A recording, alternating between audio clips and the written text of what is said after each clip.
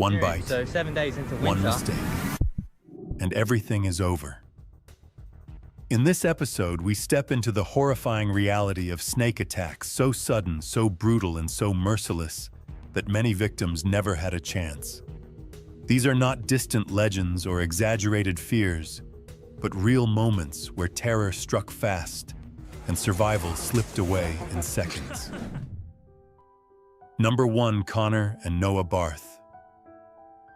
On a warm August night in New Brunswick, Canada, 2 young brothers, Connor and Noah Barth, went to sleep expecting nothing more than an ordinary end to an ordinary day.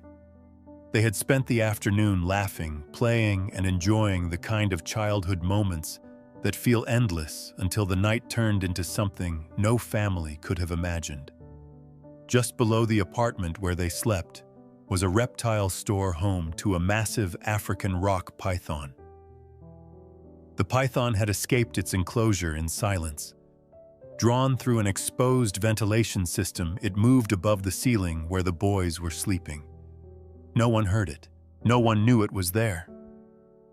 Then in one horrifying instant, the duct gave way.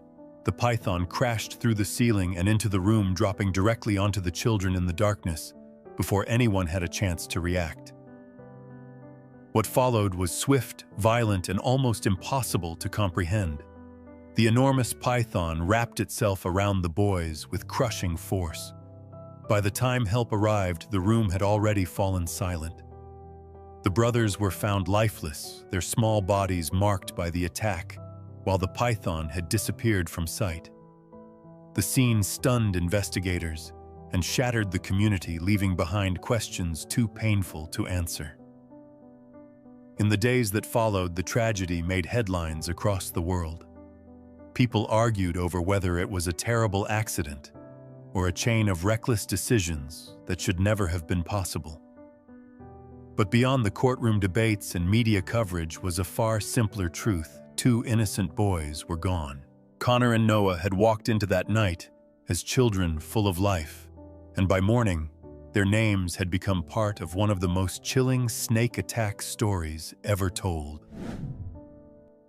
Number 2, Watiba.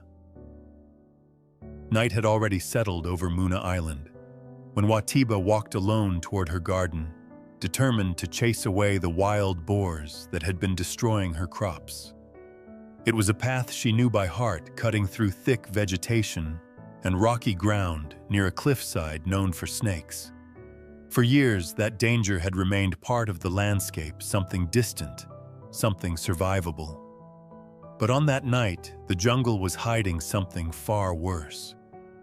After driving the boars away, Watiba moved closer to inspect the damage with only a flashlight in her hand.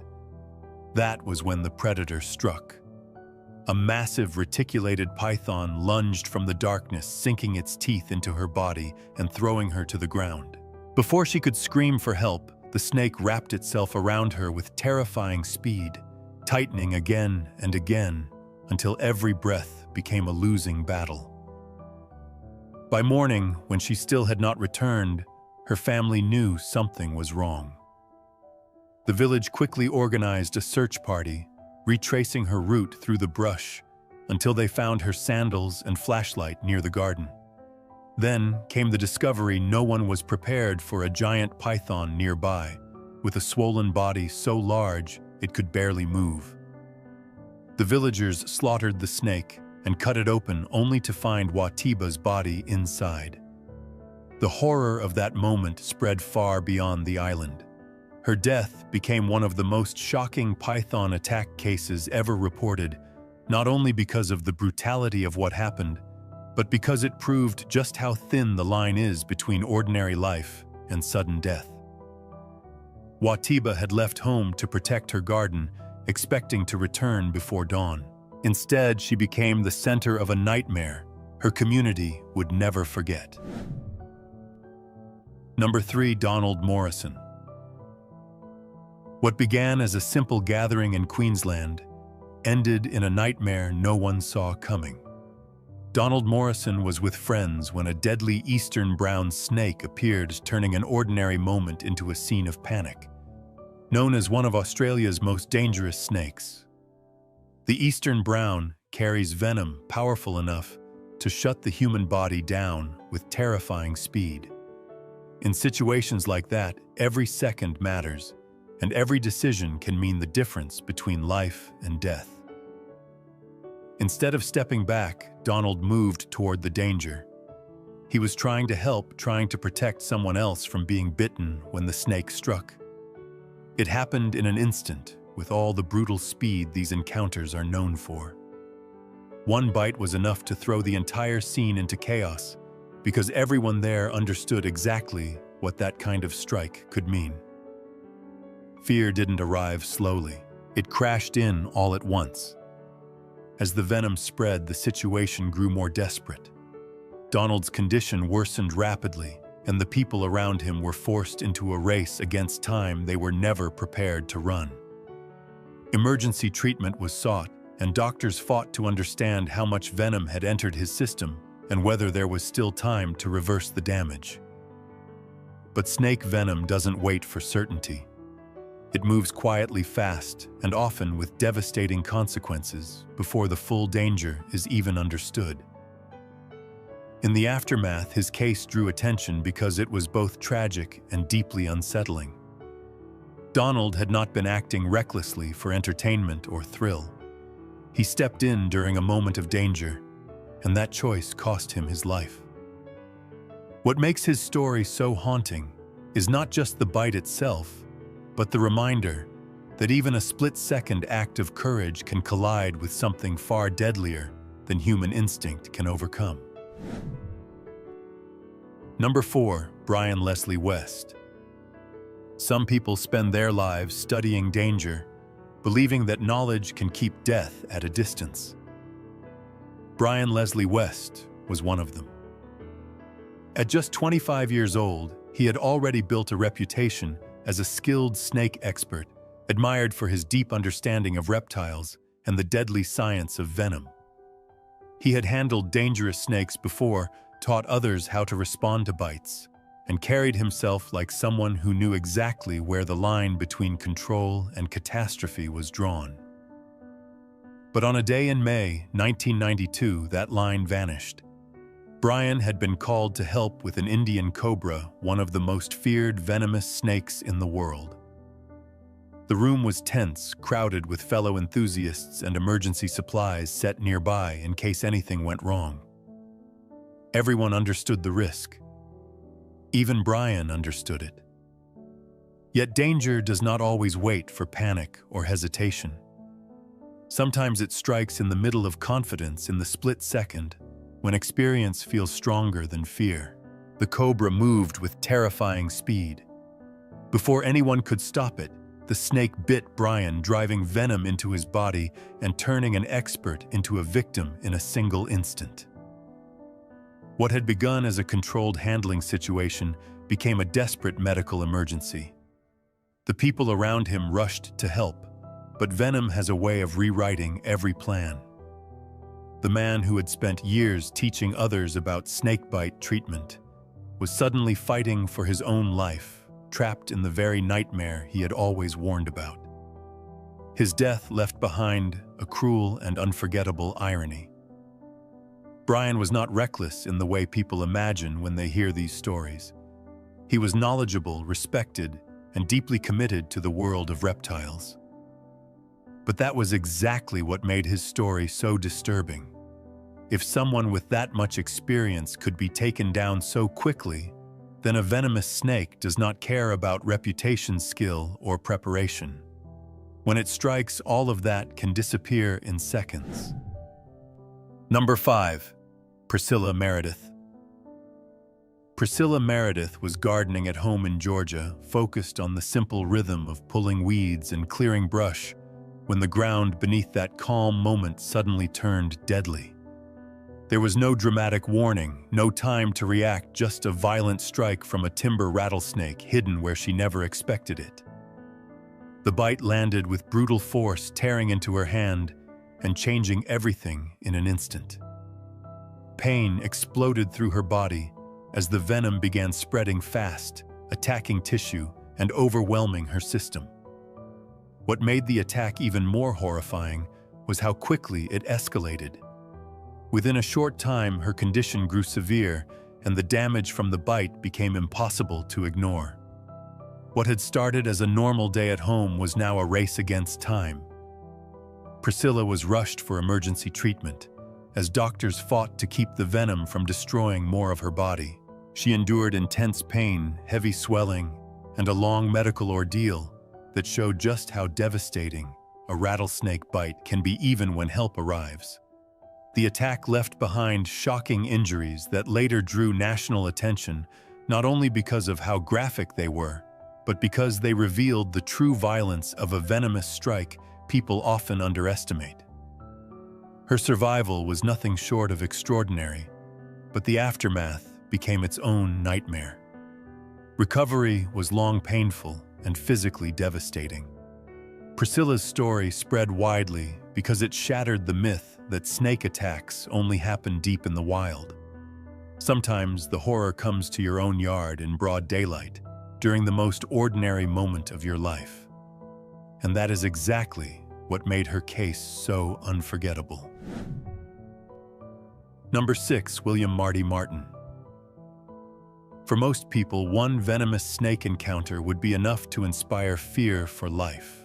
But for William Marty, Martin rattlesnakes had been the center of his world for decades. He was not an amateur, not a thrill seeker, and not a man unfamiliar with danger. He was one of the most respected rattlesnake researchers in the country, a man who had spent nearly his entire life studying the very animal that would one day kill him. On an August morning in West Virginia, Marty approached a timber rattlesnake he had handled many times before. It was routine, almost ordinary, the kind of moment that no longer seemed capable of surprising him. But experience can create a dangerous kind of confidence. In a flash too fast to stop, the snake struck his hand. Marty knew immediately this was no harmless warning bite. The venom was real, and it was already moving. His wife rushed him to the hospital as the symptoms intensified. At first, there was still hope. Doctors gave anti-venom and worked to stabilize him, but this bite was different. The pain spread, his breathing worsened, and his body began to shut down despite every effort to save him. Through the night, his family remained at his side, watching a man who had survived war, jungles, prisons, and countless close calls lose the one fight he seemed born to understand better than anyone else. By morning, Marty was gone. His death sent shockwaves through the herpetology world because it shattered the illusion that knowledge alone can master nature. He had spent a lifetime earning the respect of scientists, explorers, and snake experts around the world, only to be taken by a single strike from a snake he thought he knew. And that is what made his story so haunting. If a man like Marty could die this way, then no one standing too close to danger is ever truly safe. Number 7. Melody Chapura. By late afternoon, the school day in northern Zimbabwe should have been winding down in the most ordinary way possible. Students were returning to class, the noise from the playing field was fading, and 17-year-old Melody Chapura was thinking about nothing more than the rest of her day. Then, without warning, that ordinary classroom became the setting of a disaster so sudden and so vicious that it would leave an entire community in shock. Hidden near her chair was a black mamba, one of the fastest and deadliest snakes on Earth. Melody never saw it until it was already too late. The moment she sat down, a bolt of pain tore through her thigh as the snake struck. Panic exploded through the room. Before anyone could fully react, the mamba lashed out again, turning a single terrifying moment into a full-scale nightmare. Her classmates screamed, teachers rushed in, and the fear spread almost as fast as the venom itself. What made the attack so devastating was the speed of what came next. Black mamba venom attacks the nervous system with ruthless efficiency, shutting down the body from the inside out. Melody was rushed toward medical help, but every minute slipping away made the situation worse. Her breathing grew weaker, Her body began to fail, and the people around her could do little except watch the crisis accelerate with horrifying force. In rural areas, distance can be deadly, and on that day, time was the one thing she did not have. Before proper treatment could save her, Melody was gone. She died less than an hour after being bitten, leaving behind grieving parents, stunned teachers and classmates who would never forget what they witnessed. Her story remains so chilling because it shattered the illusion of safety in a place meant for learning and routine. No wilderness, no dark jungle, just a classroom, a chair, and a deadly strike that changed everything in seconds. Number 8, Ramon Estevez. Deep in the Ecuadorian rainforest, beauty and danger existed side by side so perfectly that one could disappear inside the other. Ramon Estevez, a 45-year-old traveler from Spain, had come there to experience the wild at its most untouched. After years of work, this journey was meant to be a celebration of freedom, a chance to stand in places most people only dream about. But in the jungle, wonder can turn lethal with almost no warning at all. During a guided hike, Ramon noticed a rare orchid just off the trail and stepped away from the group to photograph it. It seemed like a harmless decision, the kind travelers make every day without a second thought. What he could not see beneath the leaf litter was a Bushmaster, one of the largest and most dangerous vipers in the Americas, lying perfectly camouflaged on the forest floor. The moment Ramon shifted his footing to stand, the snake exploded from cover and sank its fangs into his leg. From that second on, the jungle became a race against death. The pain was immediate, but the real horror was what the venom began doing inside his body. Bushmaster venom destroys tissue, triggers internal bleeding, and pushes the victim toward collapse with terrifying efficiency. His guide understood the danger instantly and tried to get him back to help, but distance in the rainforest can be as deadly as the bite itself. With every passing minute, Ramon's legs swelled, his body weakened, and the odds of survival slipped further away. By the time he reached medical care, the damage was already overwhelming. Doctors did what they could, but the venom had moved too far and too fast.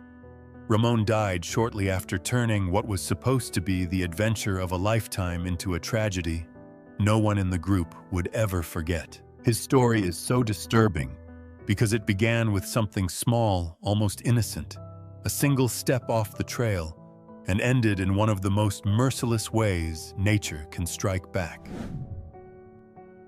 Number 9, Marcus Levventhal. Floodwater has a way of making danger look deceptively harmless. To a reckless 15-year-old like Marcus Levventhal, the swollen drainage canal in western Florida looked less like a warning and more like an invitation. He had built a reputation around pushing limits, ignoring boundaries, and treating risk like entertainment. On that day, he went to the canal alone, stripped off his shirt, and jumped into murky water that hid far more than storm debris. What Marcus could not see beneath the brown surface was a Burmese python lying in wait. Recent flooding had turned the canal into perfect cover for displaced predators, and in water like that, a strike would have come without warning. One second he was splashing through the shallows, and the next he was caught in the kind of ambush no human can outrun. The snake bit first locked on and then wrapped its body around him with explosive force, cutting off breath and circulation almost immediately. Silence was what made the attack even more terrifying. There were no screams anyone remembered hearing, no signs of a prolonged struggle, no dramatic trail left behind. The water, the reeds, and the storm wreckage swallowed everything. When Marcus did not come home, search teams combed the canal, but the conditions made it nearly impossible to find anything. By then, whatever had happened was already hidden beneath muddy water and drifting debris.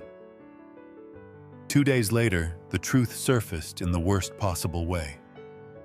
A licensed python trapper found a bloated Burmese python downstream, swollen from a recent meal. When the snake was cut open, investigators discovered Marcus's partially digested remains inside. It was the kind of ending so horrific, it barely seemed real yet. It became one of the most disturbing reminders of what happens when human recklessness meets a predator perfectly built to kill in silence. Number 10. Akbar Salubiro. In a quiet village on Indonesia's Sulawesi island, Akbar Salubiro left home one evening to check on his palm trees, expecting to return before night had fully settled in. He was only 25, a hard-working young man known by neighbors as calm, dependable, and used to the dangers of rural life. But that night, the path through the plantation became the setting for one of the most horrifying snake attack cases the world had ever seen. When Akbar failed to come home, concern quickly turned into panic. Villagers began searching the area and soon found disturbing signs near the plantation. Not far away, they spotted a massive reticulated python, its body grotesquely swollen as if it had swallowed something far too large. In places where giant pythons are known to live, everyone understood what that could mean, but no one wanted to believe it. The python was captured, and in a scene that stunned both the village and the world, people cut open its body. Inside was Akbar, still fully clothed, swallowed whole. The discovery was almost impossible to comprehend, turning a local disappearance into an international headline overnight. Reticulated pythons are among the longest python on Earth, and although attacks on humans are rare, this case became one of the clearest and most chilling examples of how deadly such an encounter can be. What makes Akbar's story so haunting is how ordinary it began. He did not go looking for danger. He was simply walking through familiar ground in a place he had likely crossed countless times before. Yet somewhere in that darkness, a silent predator was waiting. By morning, Akbar Salubiro's name had become permanently tied to one of the most terrifying real-life python deaths ever recorded. Number 11. Dan Brandon. For Dan Brandon, snakes were never monsters. They were part of his world, part of his identity, and part of the life he had built around exotic animals. In Church Crookham, Hampshire, the 31-year-old was known as someone deeply devoted to wildlife, especially the reptiles he kept in his bedroom. But on one August evening in 2017, that passion turned into a tragedy so unsettling it would make headlines across Britain. Dan was found dead in his room, and somewhere nearby his African rock python named Tiny had slipped out of its enclosure.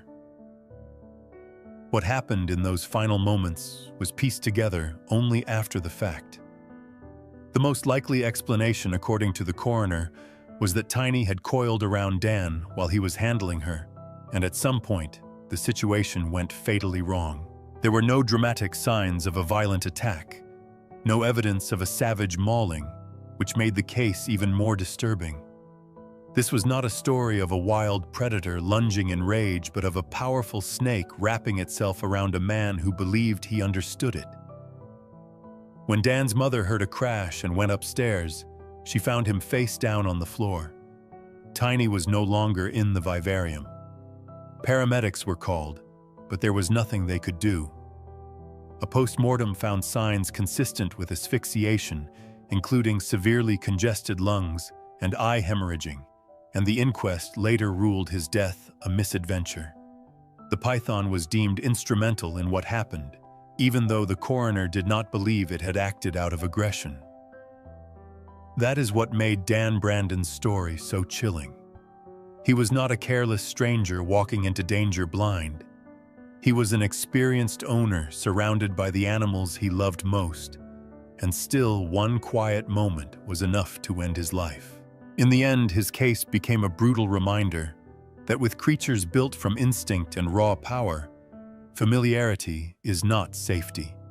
Sometimes the deadliest endings come not from fear, but from trust. Number 12. Farida. Some nights feel so ordinary that danger seems impossible. In a small village in South Sulawesi, Indonesia, Farida left home after dark and never came back. She was a 45-year-old mother of 4, and when she failed to return, her husband and the villagers began searching through the area, hoping she was simply delayed. Instead, they found her belongings first, and that was the moment fear took over. Not long after, the search turned into horror. The villagers spotted a reticulated python nearby with a massively swollen belly, the kind of sight that instantly told them something was terribly wrong. In places where giant pythons still move through farmland and wooded paths, everyone understands what such a sign can mean, but no one wants to believe it until there is no other explanation left. They cut open the snake and found Farida inside, fully clothed. The discovery shocked not only her village, but people around the world, because it was another brutal reminder of how fast these encounters can turn fatal.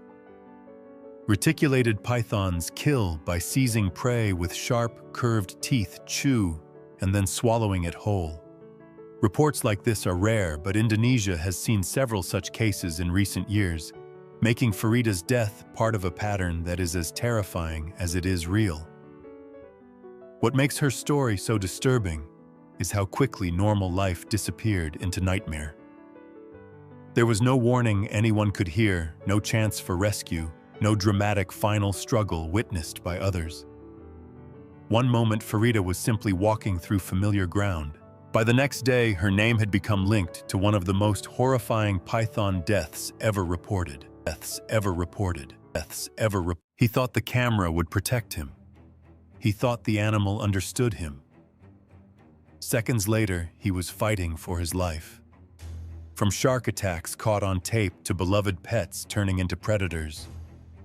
These are the moments humans forgot one brutal truth: wild is still wild. Be honest, if something you loved suddenly snapped, would you see it coming, or would you be the last to know? Number 1. The shark that took his leg. In 1964, the ocean seemed calm, almost cinematic. Underwater director Henri Bourse slipped beneath the surface near Lady Julia Percy Island, determined to capture graceful seals on film. His crew waited above, confident in his experience.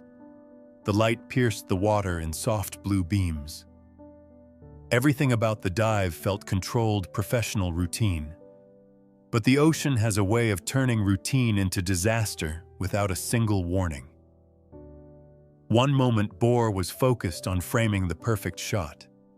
The next, a massive shadow materialized from the deep. There was no dramatic music, no slow build, just a sudden burst of speed. A shark lunged straight at him. The impact was violent, knocking the camera from his grip. Then came the bite. Powerful jaws clamped down, thrashing with terrifying force. In seconds, the clear water around him turned dark red. From above, his team saw the turbulence and knew something was wrong. They rushed in, dragging him toward the surface. Bohr was conscious, but fading, shock setting in. When they finally hauled him onto the boat, the sight was almost unimaginable. The shark hadn't just attacked, it had torn his leg completely off. The filmmaker who set out to document nature had become its victim. Only a small portion of that footage has ever been shown. The rest was too graphic for television, too raw, too real. It stands as a brutal reminder that in the wild there are no second takes, no protective barriers, no guarantees. You can hold the camera, you can plan the shot, but when a predator decides to strike, control is nothing more than an illusion. Number 2, the man who thought grizzlies were his friends. He didn't just visit the bears, he lived with them. For 13 summers, Timothy Treadwell camped deep inside Alaska's Katmai National Park, convinced he had formed a bond with wild grizzlies. He spoke to them like children. He named them. Some witnesses even claimed he touched them, playing with cubs as if they were oversized pets. To him, they weren't predators, they were family. Park rangers repeatedly warned him. The area he chose, nicknamed the Grizzly Maze, was off-limits for a reason, especially in October when bears bulk up for hibernation and aggression spikes. But in 2003, Treadwell ignored every warning once again. This time he brought his girlfriend, Amy Huguenard.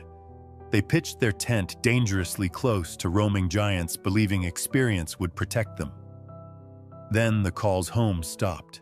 Days later, a pilot arriving to pick them up saw a nightmare from above remain scattered around their campsite.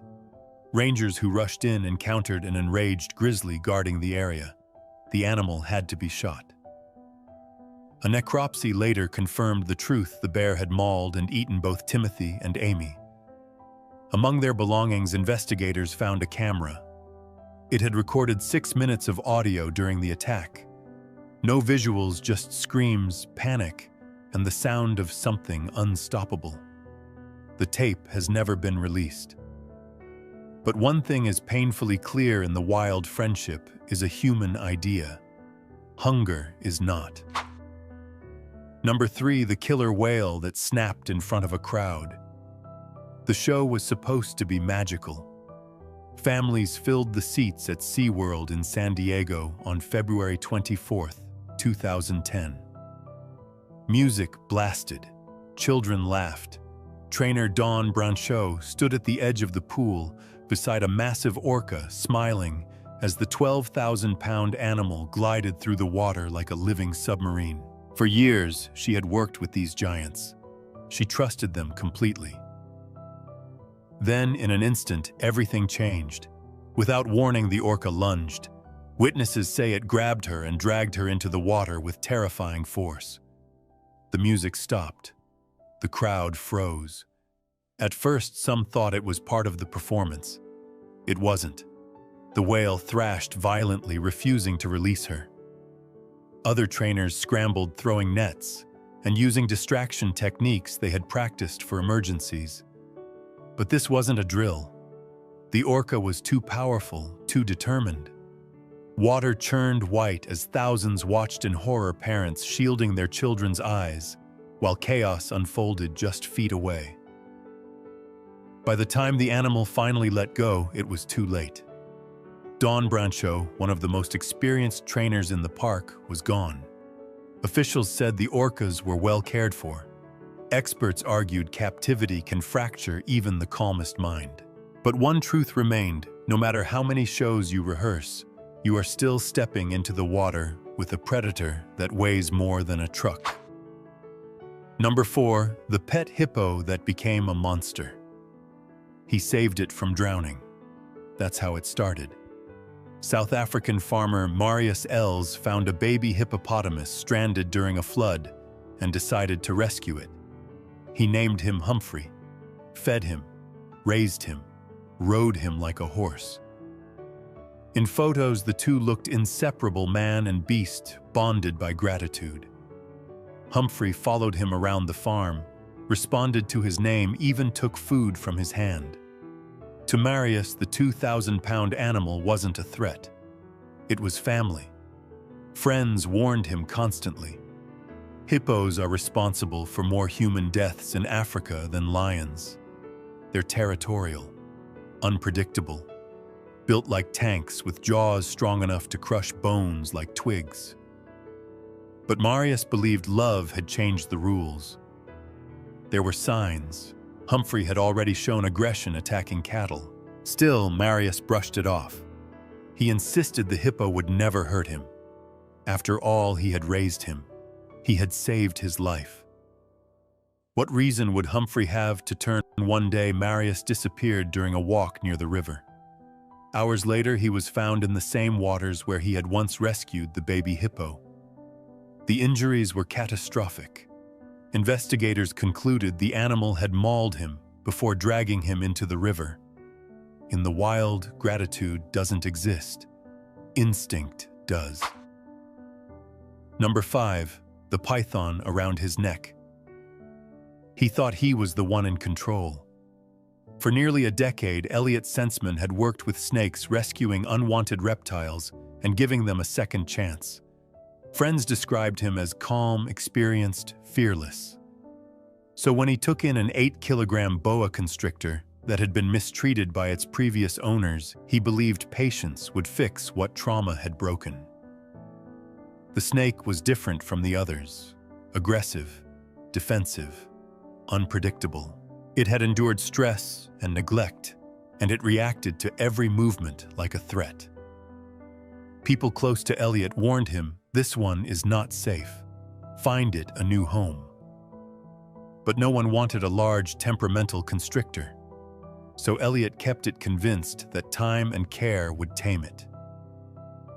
On July 24, 2022, he opened the enclosure to clean the terrarium. It was routine, something he had done countless times before. But routine means nothing to instinct. In seconds, the python struck. It coiled with terrifying speed, wrapping around his neck and upper body.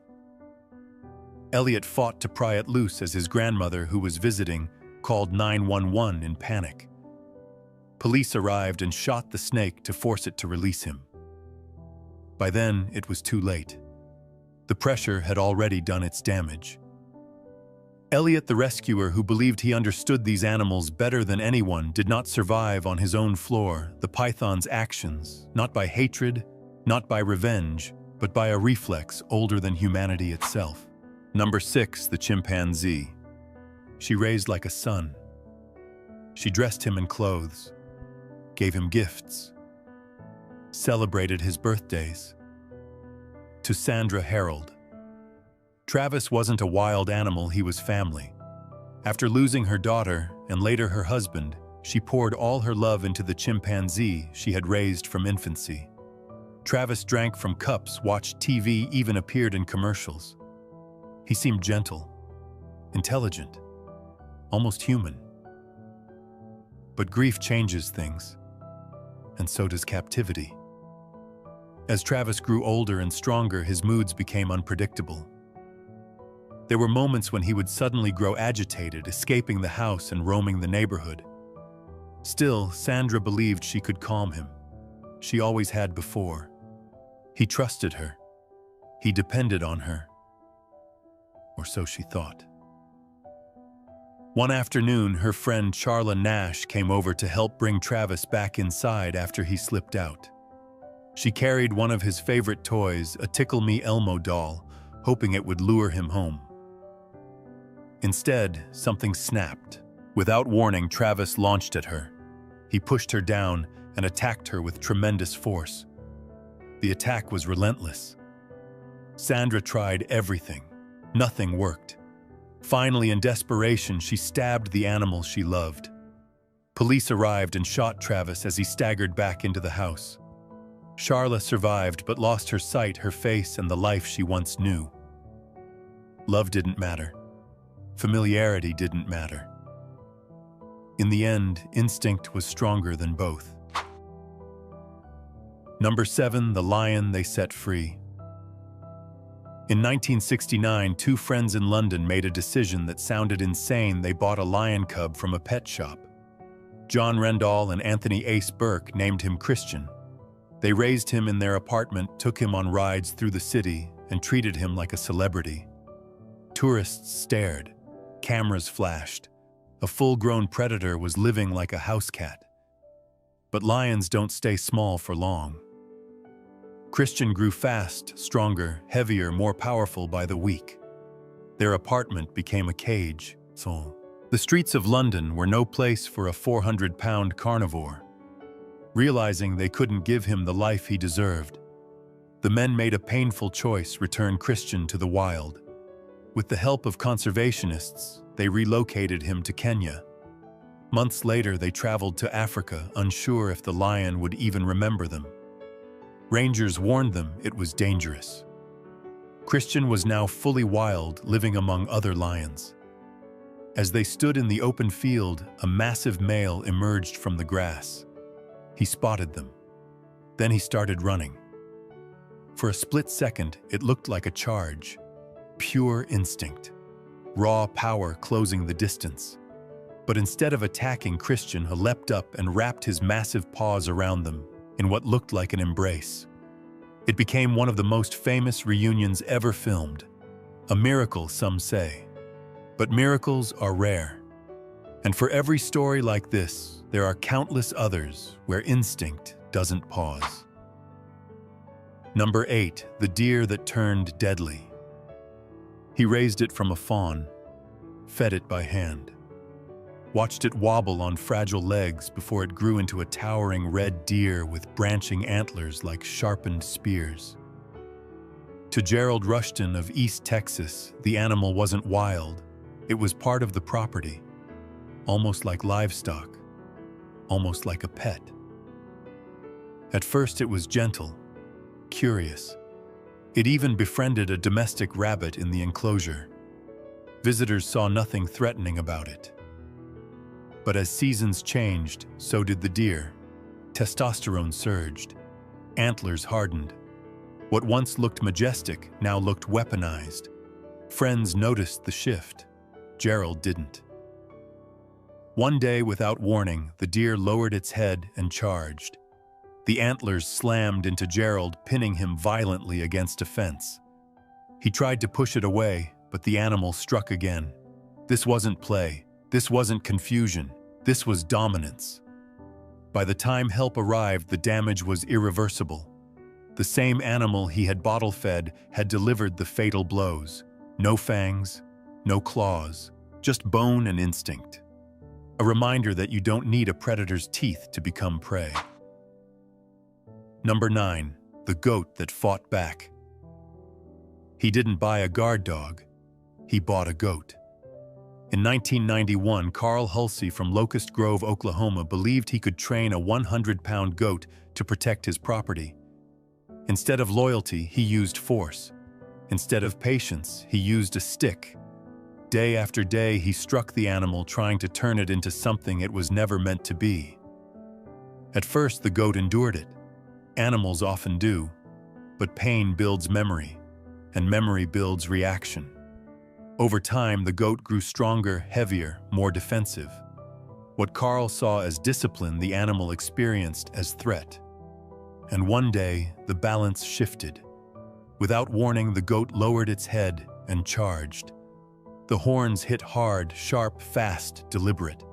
Carl stumbled, but the animal didn't stop. Again and again, it rammed into him. There was no hesitation, no confusion, just impact after impact. By the time authorities arrived, the damage was catastrophic. Carl had been beaten to death by the very animal he tried to dominate. Some locals argued the goat wasn't evil, it was reacting. And maybe that's the most chilling part. Sometimes the danger isn't in the wild. It's in the moment something decides it has had enough. Number 10, the pigs that didn't stop eating. It wasn't supposed to be violent. It wasn't supposed to be an attack. In 2012, Terry Vance Garner, a farmer in Oregon, was simply feeding his pigs something he had done countless times before. The animals knew him. He raised them. They depended on him. There was no sign of danger that morning. Then Terry suffered a sudden heart attack. He collapsed forward, falling over the fence and into the pig enclosure. He was unconscious, helpless, surrounded by animals that biologically are opportunistic omnivores. To them, there was no tragedy unfolding, no emotional attachment, just stimulus. Hours passed before anyone noticed something was wrong. When family members arrived, the scene was horrifying. The pigs had continued eating what was in front of them, including their owner. Authorities later confirmed that he had been devoured. There was no rage, no revenge, no dramatic snap, just instinct operating without morality. It's easy to fear fangs and claws, harder to fear farm animals in a fenced pen. But nature doesn't assign roles like pet livestock or family. It responds to opportunity. And sometimes that's all it takes. Number 11, the stingray that stopped a legend. He built a career getting inches away from death. Snakes, crocodiles. The world knew Steve Irwin as the crocodile hunter, the fearless naturalist in khaki who wrestled danger with a grin. For years, he survived encounters that would terrify trained professionals. It felt like nothing in the wild could take him down. On September 4, 2006, he was diving at the Great Barrier Reef, filming for a new documentary series. The plan was to capture a tiger shark. Instead, he spotted a large stingray gliding beneath him. Stingrays aren't known as killers. They're usually calm, defensive at worst. This wasn't supposed to be risky. As the camera rolled, Irwin moved closer to get a better angle. Suddenly, the stingray reacted. In a split second, its barb lashed upward with explosive force. It pierced straight through his chest, directly into his heart.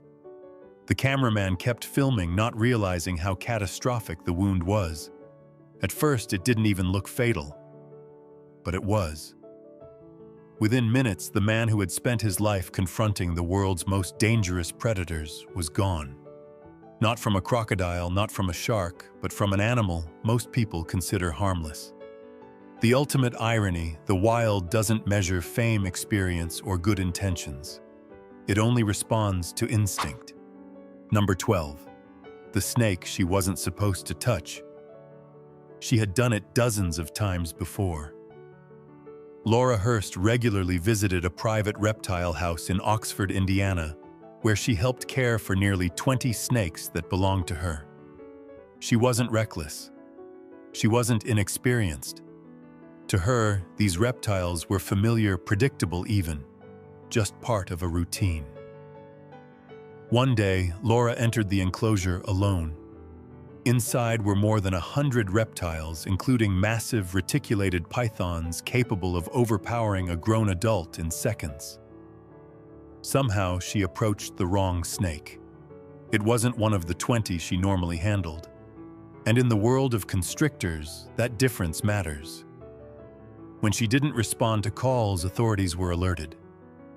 They found Laura unconscious, a massive python wrapped tightly around her neck. The pressure from a constrictor doesn't crush bones, it silently stops blood flow. Within minutes, the brain shuts down. By the time help arrived, it was too late. The most chilling detail came later. A photo Laura had taken the day before showed the very snake believed to have attacked her. But investigators realized something horrifying. It wasn't even one of her own. In a room full of predators that look almost identical, one small mistake was all it took. Number 13 dragged under at SeaWorld San Diego. The stadium was packed. Music blasted through the speakers. Children leaned over the rails, waiting for the splash. At SeaWorld San Diego, the show felt larger than life. Trainers moved confidently beside multi-ton orcas, smiling as if they were standing next to oversized dolphins instead of apex predators. On February 24, 2010, trainer Tamri Toyson sat at the water's edge during a live performance. The orcas circled calmly, their black fins slicing through the pool like knives. Then, without warning, one surged upward. In a split second, the trainer was yanked into the water. The crowd gasped, some thinking it was choreography. It wasn't. The whales thrashed violently. Water exploded into white foam as trainers scrambled to respond. Each animal weighed several tons. There was no brute force that could overpower them. Emergency protocols were activated, but chaos had already taken over the pool. Somehow, through risky intervention and distraction, the trainer was pulled free. She survived, but the illusion didn't. What thousands witnessed that day was a reminder that no amount of applause training or captivity erases instinct. Behind the glass, behind the music, behind the show, the wild is still waiting. Number 14, the tiger that had enough. It was just another rehearsal. Inside a circus training ring, Alexander Crispin was running drills with 2 full-grown tigers. The routine was simple: circle the ring, follow the stick, stay on cue. The animals had done it countless times before. The crowd wasn't even there yet. This was controlled, predictable, safe. Crispin used a training stick to guide their movements, tapping the ground, directing their pace. The tigers obeyed, muscles rippling under striped fur. But obedience in wild animals isn't loyalty, it's tolerance. And tolerance has limits. Without warning, one tiger stopped mid-circle. Its body lowered, its focus sharpened. Then it launched. The impact knocked Crispin flat to the ground. In seconds, the tiger was on top of him, jaws clamping down with devastating force. The second tiger circled as chaos erupted in the ring. Other circus workers rushed in, striking the animal with metal bars to force it away. Eventually, they managed to separate the tiger, but the damage was done. Crispin later did not survive. The trick had worked perfectly dozens of times before. But in the wild, it only takes one moment, one instinctive decision for the performance to end for good. Number 15, the wolf pack she trusted. She had known them since they were pups. At a wildlife park, a female trainer regularly entered the enclosure of wolves she had helped raise. She believed familiarity meant safety. She believed they recognized her scent, her voice, her presence. After all, she had fed them, cared for them, watched them grow. Colleagues said the wolves were accustomed to human contact. Staff members occasionally stepped inside to maintain that bond. So one day, in 2012, she entered the enclosure alone. It wasn't reckless in her mind. It was routine. She had done it before. But packs operate on instincts deeper than memory. Time had passed. Hierarchies had shifted. Something triggered. When a coworker later went to check on her, the scene was horrifying. The pack of wolves is still attacking her. Even when staff tried to intervene, they stood there, not letting anyone touch her, as if protecting their prey. She didn't survive. And the most chilling part wasn't rage or revenge. It was indifference. The wolves didn't see a caretaker. They didn't see history.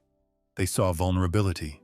In the wild, even behind fences, recognition can vanish in a heartbeat. A safari looks like the perfect escape, raw beauty, open skies, and the thrill of getting dangerously close to nature. But out there, wonder can turn savage in seconds. One wrong step, one bad call, and the wild stops being a postcard and becomes a death trap. These are not just tragic stories, they are chilling reminders of who really rules the wilderness. Number 1. Lisa Manders. What was supposed to be a dream safari in Zambia became a waking nightmare for Lisa Manders and her husband, Craig. In the summer of 2024, the New Jersey couple traveled to Africa, expecting breathtaking views, rare wildlife, and the kind of adventure people brag about for the rest of their lives. Instead, Lisa's story ended in one of the most violent and horrifying ways imaginable. A guided bushwalk led their group to a riverbank where a lone hippopotamus waded in the water, silent, heavy, and far more dangerous than it looked. Hippos don't need much warning to turn deadly. They are fiercely territorial, unbelievably fast, and capable of tearing through a human body in seconds. Still, the group was reportedly encouraged to observe the animal from close range while on foot. Then, the stillness broke. The hippo suddenly exploded out of the water with terrifying speed. There was no dramatic buildup and no time to think, no heroic escape, just raw chaos. Lisa turned to run, but the animal was already on her. In one savage burst, the hippo clamped its jaws around her body and lifted her like she weighed nothing. The scene became pure horror. Screams filled the air as the massive beast shook her, violently crushing bone and ending her life before help could reach her. Even worse, Craig later claimed the guides who were meant to protect the group fled during the attack, leaving Lisa exposed in the path of an enraged wild animal. He could do nothing but watch the woman he loved die in front of him. Afterward, the nightmare didn't end. Craig filed a lawsuit arguing that they were never properly warned about the extreme danger of approaching a wild hippo on foot. And that is what makes Lisa Manders' story so chilling. It was not reckless thrill-seeking, just one guided moment that turned fatal. In the wild, beauty and death can stand only a few feet apart. Number 2, Dr. Thomas McAfee. Dr. Thomas McAfee was not a reckless tourist chasing cheap thrills. He was a respected medical leader, a man with a polished career, a sharp mind, and a future that looked secure. In 2013, before stepping into a major new role back in the United States, he traveled to Tanzania for what should have been one last unforgettable safari. It was the kind of trip successful people dream about: remote wilderness, towering landscapes, and the rare excitement of seeing Africa up close. But out there, status means nothing. The wild does not care who you are. During a guided walking safari, McAfee and 2 others suddenly found themselves in the worst possible place at the worst possible time. They had wandered into the path of elephants, massive animals that can look calm one second and become unstoppable the next. There was no fence, no vehicle, no barrier between man and brute force. Just open land and a rapidly collapsing sense of safety. When the danger became clear, panic took over. The group turned and ran. That was the moment everything fell apart. In the chaos, McAfee stumbled and went down. Against an animal that can weigh several tons, one fall is all it takes. An elephant charged and came down on him with crushing power, trampling him before anyone could stop it. There was no dramatic rescue, no second chance, no time for last words. A man who had spent his life saving and improving the lives of others was killed in seconds by one of the most powerful creatures on Earth. What makes Dr. McAfee's death so chilling is that he was not ignorant of risk. He had traveled to Africa before. He understood, at least in theory, that wild animals are unpredictable. But theory means very little when raw force is racing straight at you. His story is a brutal reminder that nature does not negotiate and experience does not guarantee survival. In one horrifying instant, a prestigious career, a carefully built life, and a promising future were all erased under the feet of the wild. Number 3. Gail Matson. For Gail Matson, this was supposed to be the trip of a lifetime, the last great adventure before finally slowing down. At 80 years old, the Minnesota traveler had come to Zambia full of excitement, ready to take in the beauty of the wild one more time. The early morning light, the endless open land, the quiet thrill of being surrounded by untamed nature. It all felt like the perfect ending to a life still hungry for wonder. But Africa's wilderness does not care about human plans, and in December 2018, Gail's dream safari turned into sudden violent chaos. She was riding through Kafua National Park with 5 other guests and an experienced guide taking in the scenery from the safari vehicle as it rolled across the rough dirt path. Cameras were out. Spirits were high. Nothing seemed wrong. Then, without warning, a bull elephant burst from the brush. Huge, aggressive, and moving with terrifying speed, it came straight at them. There was no safe distance, no time to reposition, no chance to quietly back away. The guide reacted instantly, but the terrain and thick vegetation left the truck trapped. Then came the impact. The elephant slammed into the vehicle with brutal force, flipping it as if it were weightless. Metal twisted. Bodies were thrown. 1 second, Gail had been enjoying the adventure she had waited for, and the next, everything was reduced to panic dust and screams. When it was over, Gail was dead. Several others were injured, and one woman was hurt so badly she had to be airlifted for emergency treatment. What makes Gail Matson's story so haunting is that she was not reckless. She was doing what thousands of tourists do every year, sitting inside a safari vehicle, trusting the guide, trusting the system, trusting that this was the safer way to experience the wild. But nature does not sign safety guarantees.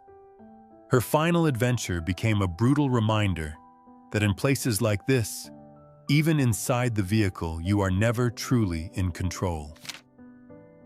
Number 4. Catherine Chappell. Catherine Chappell came to South Africa chasing something bigger than an ordinary vacation. At 29, the talented American visual effects editor had already worked on massive productions like Game of Thrones, Divergent, and Captain America, the Winter Soldier. But she was not there for Hollywood glamour. She had arrived early before volunteer work, driven by her passion for wildlife and plans to help tell the story of anti-poaching efforts. It was supposed to be inspiring, meaningful, even noble. Instead, it became a nightmare. On a June afternoon in 2015, Catherine was riding through Lion Park, near Johannesburg, camera in hand, watching the African landscape unfold around her. Then, a lioness appeared from the grass, calm, beautiful, and dangerously close. The rule inside the vehicle was simple: keep the windows closed. But in the heat of the moment, drawn by the chance to capture a perfect photograph, Catherine rolled her window down. That single decision changed everything. The lioness moved toward the vehicle with slow, deliberate focus. For one suspended second, everything seemed still. Then the calm exploded. The animal lunged in a flash of muscle teeth and raw force. Before anyone could react, Catherine was attacked. The guide fought desperately to drive the lioness away, injuring himself in the chaos. But the damage was already done. What had begun as a breathtaking wildlife encounter turned into a scene of blood panic and irreversible loss. What makes Catherine's story so haunting is how quickly wonder became fatal. She was talented, curious, adventurous, and deeply committed to conservation. But the wild does not reward good intentions. It does not pause to ask who you are or why you came. One lowered window was all it took for beauty to turn savage and for a promising young life to end in seconds. Number 5. Mark Lautenbach. Mark Lautenbach was not some careless tourist chasing a cheap thrill. He was a seasoned safari ranger, a respected wildlife photographer, and the kind of man people trusted when the bush turned unpredictable.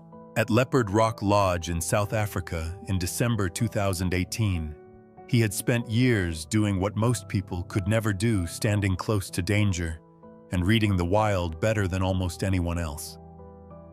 But the brutal truth about nature is this experience can lower the risk, yet it can never erase it. That day, a bull elephant in Must broke through a fence and stormed into a tourist area. Must is not simple aggression. It is a biological storm. A period when testosterone surges and male elephants can become dangerously violent, irrational, and nearly impossible to stop.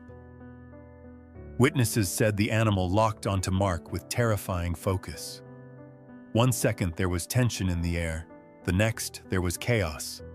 The 6-ton giant charged like a living tank, shaking the ground beneath it as it came straight for him. There was almost no time to react. Mark stepped in, likely doing what came naturally to a man who had spent his life protecting others from exactly this kind of danger. But this was no normal confrontation. The elephant slammed into him and trampled him again and again with catastrophic force. In a matter of seconds, one of the most skilled men in the safari world was reduced to another victim of the raw, merciless power he had spent his life respecting. That is what makes Mark Lautenbach's story so chilling. If someone like him, someone trained, experienced, and deeply connected to the rhythms of the wild, could be killed that fast, then no one is ever truly safe once nature decides to turn violent. His death was not just tragic. It was a terrifying reminder that the wilderness does not care how much you know. When a beast that powerful makes up its mind, even the best can be helpless. Number 6. Kristen Yeldor. For Kristen Yeldor, it was supposed to be a beautiful birthday adventure, one of those rare, unforgettable experiences people talk about for years. She and her husband were gliding along the Zambezi River in Zimbabwe, surrounded by stunning scenery and the kind of calm that makes danger feel far away. The water looked peaceful. The air felt still. It was the perfect setup for a memory. But in Africa, calm can be the most deceptive warning of all. Beneath that quiet surface, something deadly was already there. A massive hippopotamus was lurking in the water, invisible until it decided the canoe had come too close. Hippos may not look like killers from a distance, but they are among the most aggressive and dangerous animals in Africa, fast, territorial, and capable of destroying a person in seconds. Then, without warning, the river exploded. The animal surged upward with terrifying force and slammed into the canoe, flipping it and throwing Kristen into the water. In an instant, the birthday adventure became a fight for survival. Kristen desperately tried to reach the riverbank, driven by pure panic and raw instinct. For one brief moment, safety looked possible. Then the hippo attacked again. It clamped down on her leg with crushing force and dragged her back, turning the shallow edge of hope into pure horror. The pain was unimaginable. The chaos was instant. What had been a quiet river now felt like a death trap closing around her. Somehow Kristen survived, but survival did not mean escape without scars. She suffered devastating injuries and was left with the kind of trauma that never fully disappears. What makes her story so chilling is how ordinary it began. There was no reckless stunt, no wild provocation, no obvious warning sign flashing in the air.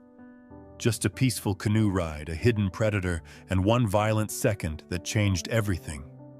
Her story is a brutal reminder that in the wild, danger does not always roar. Before it strikes, sometimes it rises silently from beneath you. Number 7. The 22-year-old woman at the lion sanctuary. She was only 22 years old, standing in the wrong place for what must have felt like only a few harmless seconds. At a lion sanctuary in South Africa in 2018, the atmosphere did not look like the beginning of a tragedy. People were watching, cameras were up, and the setting felt controlled, almost safe. That is the lie places like this can quietly sell. The fences, the handlers, the routines, they make people forget that no matter how organized the scene looks, a predator is still a predator. That day, famed lion handler Kevin Richardson was out with the animals during what should have been a familiar routine. Nearby, a lioness had been focused on an impala, following the ancient instinct that has ruled big cats for thousands of years. Then something shifted. In a split second, her attention snapped away from the antelope and locked onto the young woman who was reportedly standing outside the protected area to take photos. She was no longer just a visitor. In the eyes of the lioness, she had become a target. The attack happened with terrifying speed. There was no time for a warning scream, no dramatic pause, no chance to run.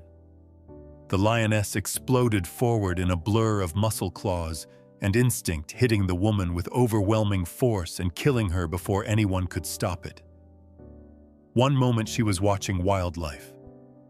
The next she was caught inside the most brutal law of the natural world. The people around her could only witness the horror unfold as a routine outing turned into sudden, irreversible death. What makes this story so chilling is how small the mistake appears from the outside. She was not taunting the animal. She was not trying to be reckless in some obvious, outrageous way. She was simply standing where safety no longer existed. and in the wild that is sometimes enough. Her death is a brutal reminder that dangerous animals do not need prolonged provocation. Sometimes all it takes is one wrong position, one unprotected moment, and nature decides the ending for you. Number 8. Dr. Richard K. Root. Dr. Richard K. Root had spent much of his life fighting death. He was a respected infectious disease specialist, a man known for helping others survive some of the world's most devastating illnesses. In 2006, he was in Botswana to train doctors in the battle against HIV/AIDS, doing work that could save countless lives. But in the middle of that mission, during what should have been a peaceful break on the water, the wilderness delivered a brutal reminder that not every enemy can be diagnosed, treated, or stopped. Root and his wife were on a canoe safari along the Limpopo River, drifting through one of Africa's most hauntingly beautiful landscapes. The river looked calm, almost gentle, the kind of quiet that tricks people into lowering their guard. But beneath that still surface lived one of the oldest and deadliest predators on Earth, the Nile crocodile. These creatures do not charge with noise or warning. They wait. They watch. And when they strike, it is with horrifying precision. Without warning, the river erupted. A massive crocodile launched upward, seized Dr. Root, and dragged him from the canoe into the dark water below. There was no time to fight back, no clear target to hit, no real chance of escape. 1 second, he was a man enjoying a rare moment of peace, and the next, he was caught in the jaws of a prehistoric killing machine built to drown, tear, and disappear. The river closed over him, and just like that, he was gone. Saving others was taken by a predator that operates on pure instinct and ancient violence. His knowledge, reputation, and compassion meant nothing in that moment. In the wild, the river does not care who you are. It only hides what is waiting underneath. Number 9. Quinn Swales. Quinn Swales knew exactly what the African bush was capable of. He was not a reckless tourist chasing a thrill or some amateur wandering into danger without a clue. He was a professional safari guide in Zimbabwe, a man trained to read the land, track predators, and keep his guests alive when the wilderness turned unpredictable. But in the wild, knowledge is never the same thing as control. And one morning in Hwanga National Park, that brutal truth came crashing in with teeth claws and terrifying speed. The walk had begun like so many others, quiet, tense, unforgettable. Quinn was guiding a group through lion territory, the kind of experience that makes tourists feel like they are stepping into a nature documentary. Every sound mattered. Every movement meant something. Then the balance broke. Balance. A male lion suddenly charged out of the bush, turning a controlled safari into a nightmare in seconds. There was no safe vehicle, no metal barrier, no second layer of protection. Just a predator built to kill and a group of stunned human beings standing in its path. That was the moment Quinn made the choice that defined his final seconds. Instead of fleeing and leaving the tourists to fend for themselves, he stepped between them and the lion. He tried to draw the animal's focus away from the group, giving them a chance to escape. It was an act of pure courage in the face of raw violence. The lion attacked him with overwhelming force, and Quinn was killed before anyone could stop it. The guests survived. He did not. What makes Quinn Swales' story so haunting is that he died doing exactly what he was there to do, protecting others from a danger he understood better than almost anyone. His death was not just tragic. It was heroic, brutal, and deeply unsettling. In the end, the man trusted to guide people safely through the wild became the one who paid the ultimate price when that wild finally struck back. Number 10. The female tourist at Mana Pools. She came to Zimbabwe for the kind of safari moment people dream about: open wilderness, towering elephants, and the thrill of seeing something enormous and untamed with her own eyes. At Monopools National Park, that dream was right in front of her. The scene looked almost perfect. The sun, the dust, the massive shape of elephants moving through the landscape like ancient giants. For a tourist holding a camera, it must have felt irresistible. But the wild has a brutal way of punishing people who mistake access for safety. At some point, she made the decision that changed everything. Wanting a closer shot, she stepped out of the vehicle and moved nearer to the elephants. Maybe it felt harmless for a second. Maybe the animals seemed calm enough. Maybe she thought she still had time. But wild elephants are not slow, gentle props in a nature postcard. They are massive, intelligent, unpredictable animals capable of switching from stillness to violence in an instant. And once that invisible line is crossed, the warning can come far too late. Something triggered one of the elephants. Whether it was her movement, her distance, or simply the animal's shifting mood, the result was immediate. The elephant charged with terrifying force, closing the gap before she could escape. There was no real chance to outrun something that large. No dramatic rescue, no pause for correction. She was struck, thrown down, and trampled in a scene of pure chaos and helpless panic. What had started as a chance to capture beauty became a fatal collision with raw power. What makes this story so chilling is how familiar the mistake feels. It was not some outrageous stunt or obvious act of madness. It was the kind of choice many tourists are tempted to make, just a little closer, just one better photo, just one unforgettable moment. But in the wild, that logic can be deadly. Her story is a harsh reminder that elephants do not care about cameras, memories, or human excitement. When they feel threatened, the ending is theirs to decide. Theirs to decide. Theirs to decide. 8 seconds. That's all it takes to become a hero or a tragedy. Rodeo looks like glory-roaring crowds and fearless cowboys chasing fame. But behind the spotlight lies a brutal reality of broken bones, crushed chests, and careers ended in an instant. These are the true stories of riders who risked everything and the terrifying moments that changed their lives forever. Number 1. Lane Frost.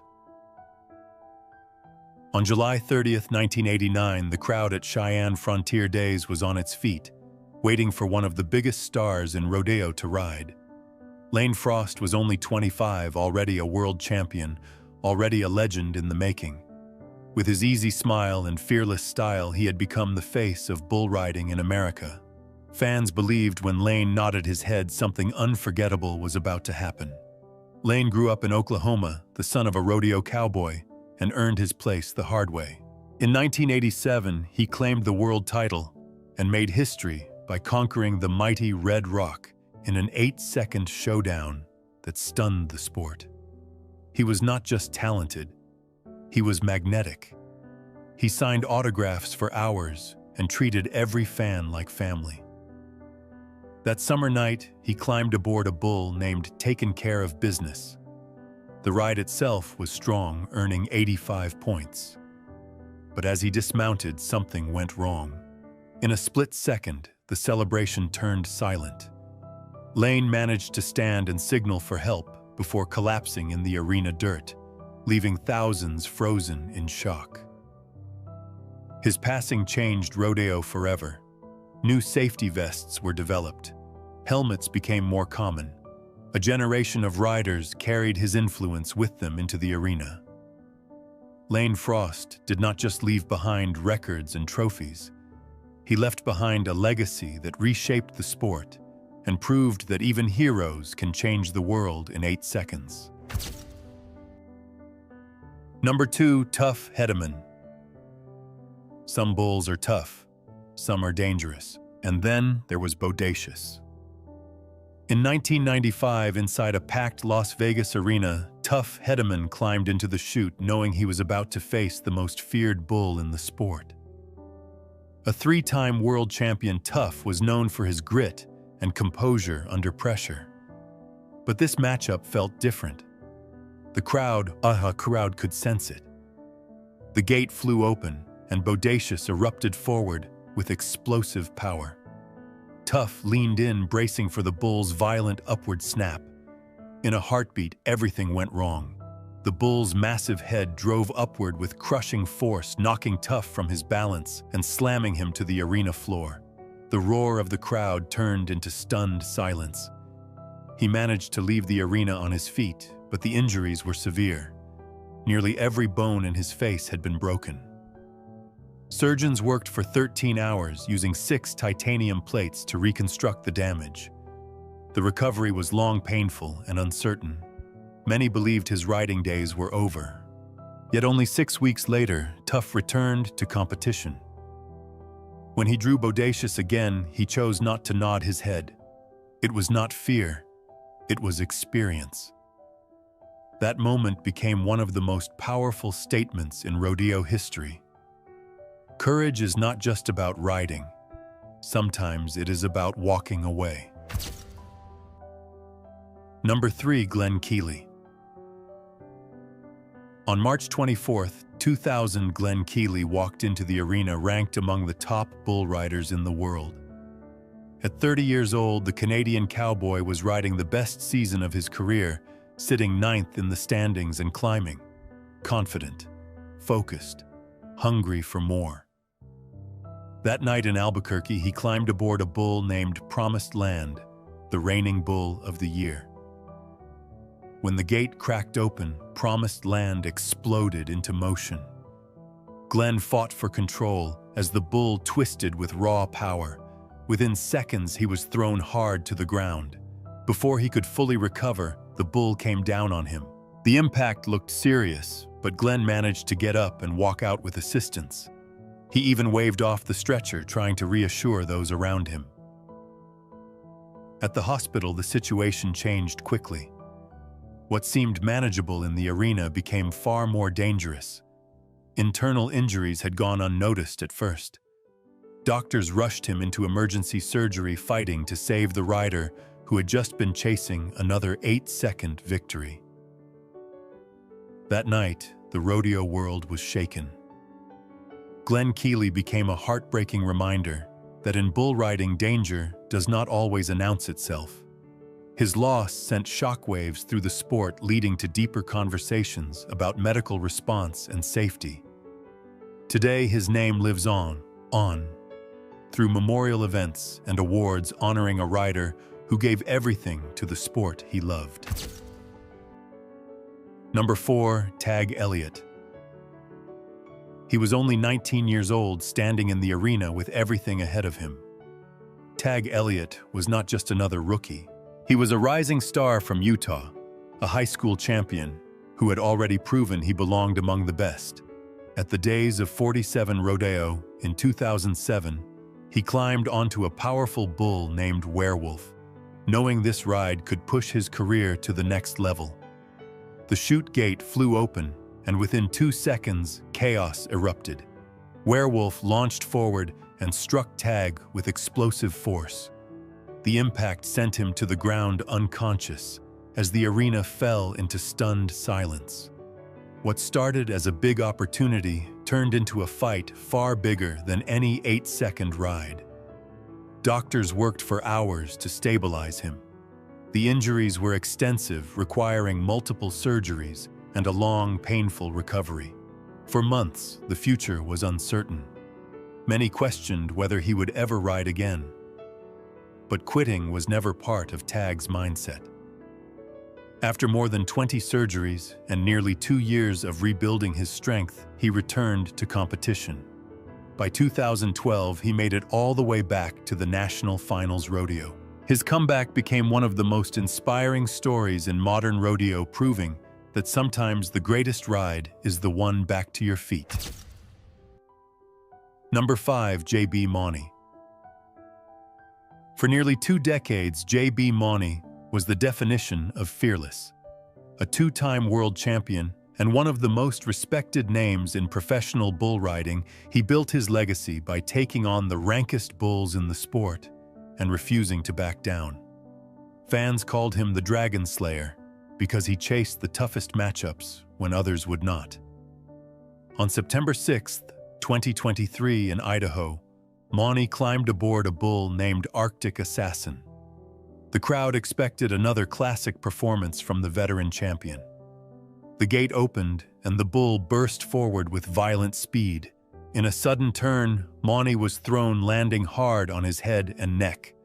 The arena went quiet as medical teams rushed in. At the hospital, doctors confirmed a broken neck. Surgery required removing a disc and stabilizing his spine with rods, plates, and screws. The procedure was successful, but the message was clear. His riding career was over. Monty later shared that the surgery ended his time in the arena. It was not the farewell anyone expected, but his legacy was already secure. With millions in earnings, multiple world titles, and years of unforgettable rides, Tai Pubon walked away as one of the greatest to ever nod his head. Number 6, Trenton Montero. The ride was over, the score was in, and Trenton Montero was near the top of the leaderboard. On August 10, 2023, at the Owyhee County Rodeo in Idaho, the 31-year-old bareback rider from Nevada had just delivered a powerful 79-point performance, a national finals rodeo qualifier known for his strong faith and uplifting spirit. Trenton looked exactly where he belonged, under the arena lights, doing what he loved most. But in the seconds after the applause, everything changed. As he dismounted, the horse stumbled and fell, trapping him beneath its weight. At first, it looked like a tough landing. Trenton even managed to stand briefly, something fans often saw when he paused in prayer. Then he collapsed, and the mood inside the arena shifted instantly. At the hospital, doctors uncovered multiple critical injuries that demanded immediate surgery. Over the next 20 days, Trenton endured 11 operations as his family held on to hope. Support poured in from across the rodeo world, with letters and prayers arriving from around the globe. On August 30th, after an extraordinary fight, Trenton passed away, leaving behind his wife, Maria, and their newborn son. His loss deeply shook the rodeo community and reignited conversations about safety and medical response. More than a rider, Trenton Montero was a devoted husband, father, and friend whose legacy continues to inspire change. Number 7, Brent Thurman. The crowd expected fireworks that night. Instead, they witnessed one of the most heartbreaking moments in rodeo history. On December 11, 1994, inside the Thomas and Mack Center in Las Vegas, 25-year-old Brent Thurman stepped into the arena for the final round of the National Finals Rodeo. Calm, focused, and confident, he was ready for another big ride on the sport's biggest stage. Brent had been chasing bulls since he was a kid in Texas. By 8 years old, he was already riding. He later became a founding member of Professional Bull Riders, helping elevate the sport to a new level. Known for his unique riding style and steady composure, Brent earned respect not only for his skill, but for his character and dedication to others. That night, he drew a bull named Red Wolf. The ride started strong, but midway through, he was bucked off. In the scramble, his hand became tangled in the rope, pulling him into a dangerous position beneath the bull. The arena shifted from roaring excitement to stunned silence as medical teams rushed in. Brent was taken to a trauma center and placed on life support. After 6 days surrounded by family, he passed away at just 25 years old. His loss left a lasting impact on bull riding. Today, the Lane Frost and Brent Thurman Award honors his legacy, reminding the sport of both its risks and the remarkable young man who helped shape its future. Number 8. Seth Sai. He was only 19 years old, but Seth Sai was already chasing something bigger than fear. On July 2nd, 2023, at the Chiniki Rodeo Grounds in Alberta, Canada, the young bull rider stepped into the arena with quiet confidence. Representing the Erminescan Cree Nation, Seth had already qualified 3 times for the Indian National Finals Rodeo.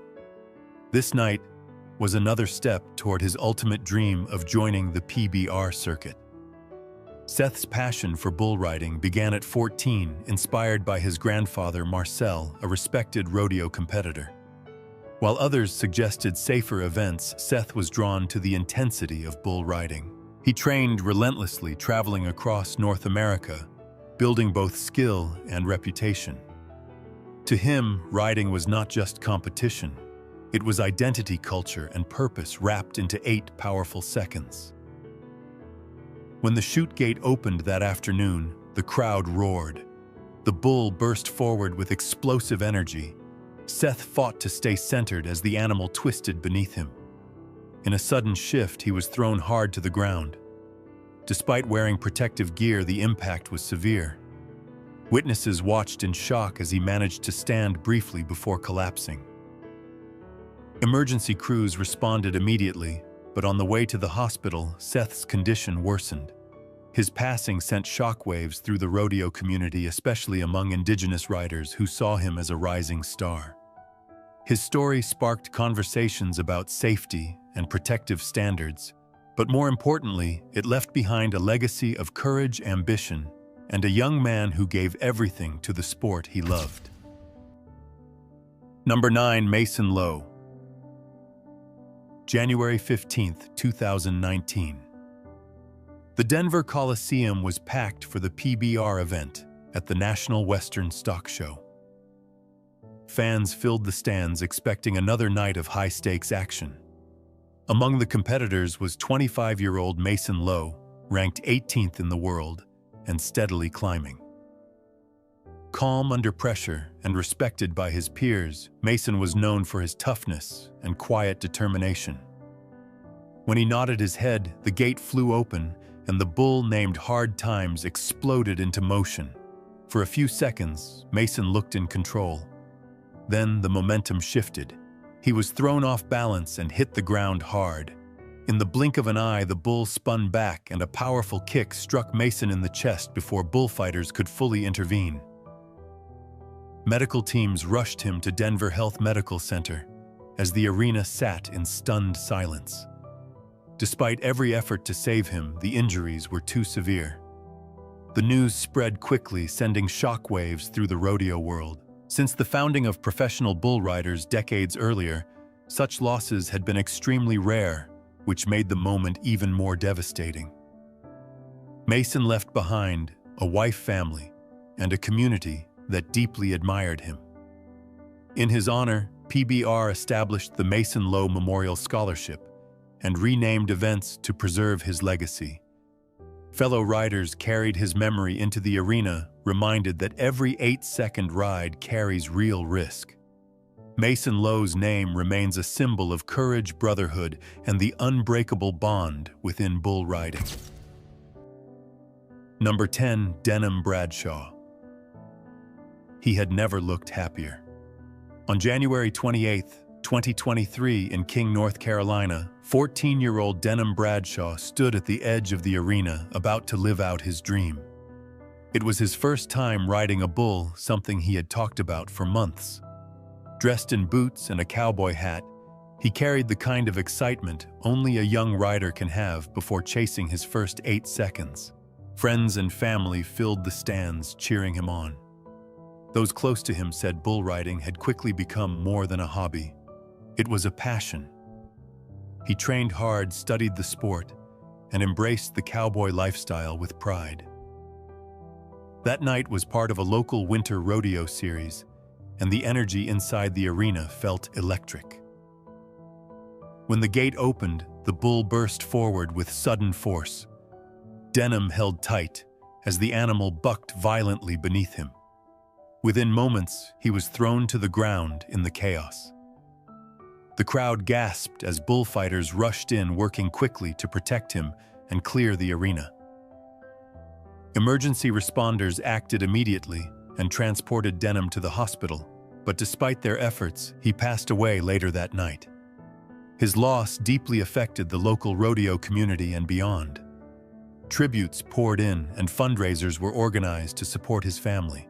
Denim Bradshaw's story became a heartbreaking reminder that even first rides carry real risk, and that courage sometimes comes at a price no one expects. Number 11, Chad Lancaster. He had ridden bulls his entire life. Chad Lancaster was not a rookie chasing attention. He was a seasoned Texas cowboy who understood exactly what it meant to nod his head and open that gate. In 2009, at a rodeo in Wyoming, Chad stepped into the arena like he had so many times before, focused, steady, and ready for another 8-second battle. When the chute opened, the bull burst forward with violent power. Within moments, Chad was thrown to the ground. Before he could fully clear the danger zone, the bull turned back. What followed happened fast, too fast for the roaring crowd to process.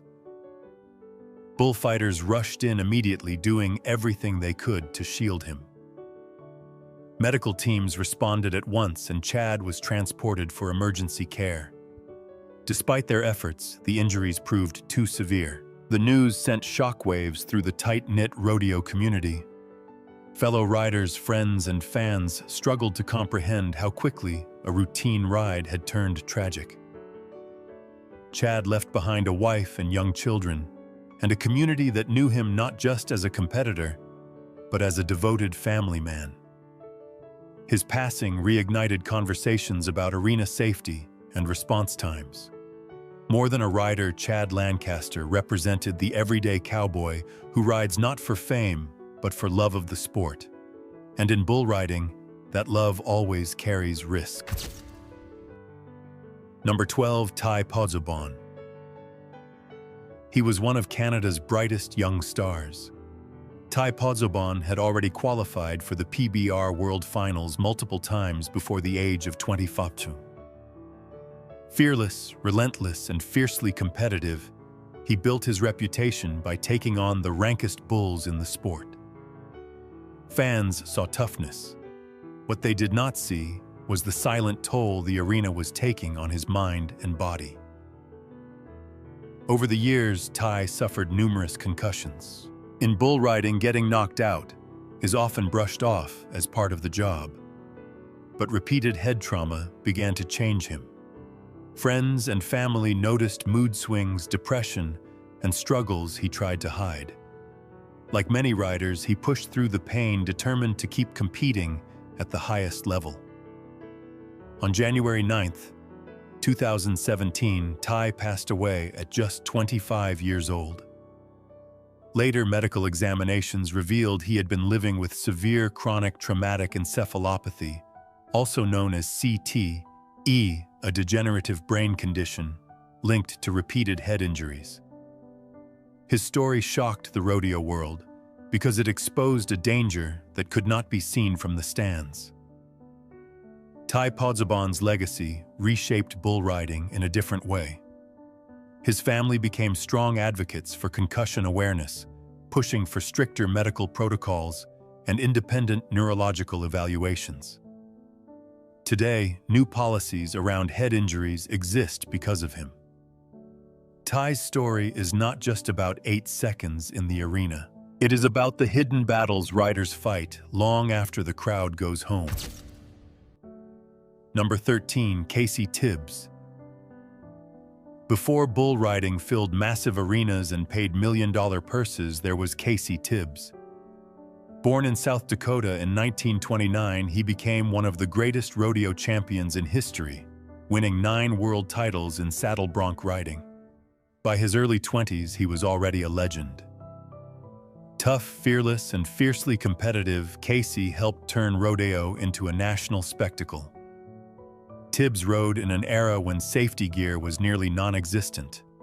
No modern vests, no advanced medical teams waiting on standby. just raw courage and a horse determined to throw you off. Night after night, he took brutal spills, often climbing back into the saddle with broken bones and untreated injuries. Pain was part of the job, and he rarely complained. As the years passed, the physical toll began to surface. Repeated injuries and hard landings left lasting damage. Later in life, Casey faced serious health struggles that many believe were linked to decades of punishment in the arena. The glory had come early, but the cost followed him long after the cheers faded. Casey Tibbs did not die in a single dramatic moment inside the arena. His story is more complex and in many ways more haunting. He represents a generation of cowboys who built the sport with their bodies absorbing impacts that modern riders are better protected from. His legacy is undeniable, but so is the reminder that rodeo's greatest legends often carry invisible scars long after the spotlight disappears. Number 14, Troy Dunn. Not every rodeo story ends with a siren or a headline. Some end with a hard decision. Before Troy Dunn became known nationwide as the Lone Star Legend, he was a bareback rider stepping into the arena night after night, fully aware that every ride could change his life in an instant. Bareback riding is one of the most violent events in rodeo. Horses explode out of the chute, with raw force twisting and launching riders into brutal impacts. Dunn experienced the punishment firsthand. Severe wrecks and crushing landings left lasting damage, forcing him to confront the physical cost of chasing 8 seconds of glory. He survived the injuries, but survival came with clarity. The arena that once defined him was now demanding more than his body could safely give. Walking away was not weakness, it was awareness. For many cowboys, identity is built in the dirt of that arena. Letting go can feel harder than holding on. Troy Dunn chose a different path. He transitioned into television and motivational speaking, becoming a respected voice in the Western world. His story is not about tragedy, but about resilience. In a sport that glorifies endurance, Dunn reminds us that true strength is knowing when to fight and when to build a new legacy beyond the chute, beyond the chute, beyond. They thought they were going on the trip of a lifetime, but some never made it home. From deadly parks to dream vacations turned into nightmares. These true stories prove one terrifying truth. Paradise is a place where slaying can occur. And the most shocking part, it all started like a normal day. Number 1, Julie Williams and Laura Winans. In May 1996, Julie Williams, 24, and Laura Lolly Winans, 26, set out for what should have been a peaceful escape into Virginia's Shenandoah National Park. They were young, adventurous, and deeply in love, looking forward to a few quiet days in the wilderness before Julie began a new chapter in her life with a new job in Vermont. But somewhere along those rain-soaked trails, their dream trip turned into something far darker. After heavy weather forced them to change routes, the couple set up camp near a remote stream not far from the Appalachian Trail. It seemed like the perfect place to rest, secluded, calm, and far from danger. Days passed without alarm until Julie's father realized something was terribly wrong. She had promised to check in before starting her new job, but the call never came. When rangers found the couple's car still parked near Skyland Lodge, fear began to spread. Then came the first chilling sign. Their golden retriever, Taj, was discovered wandering alone, confused and distressed. Search teams pushed deeper into the woods, and what they found turned the missing persons case into a nightmare. Julie and Lolly were found dead at their campsite, bound and gagged, their final moments marked by fear and unimaginable violence. Even seasoned investigators were shaken by the brutality of the scene. For years, suspicion fell on a man named Darrell David Rice, but the evidence never held. Then decades later, advances in DNA technology revealed the truth. The perpetrator was Walter Leo Jackson, a convicted serial predator who had already died in prison. For the families, the answer brought closure, but not justice. The real horror was knowing the monster had stayed hidden for so long, while Julie and Lolly's story waited in silence to be heard.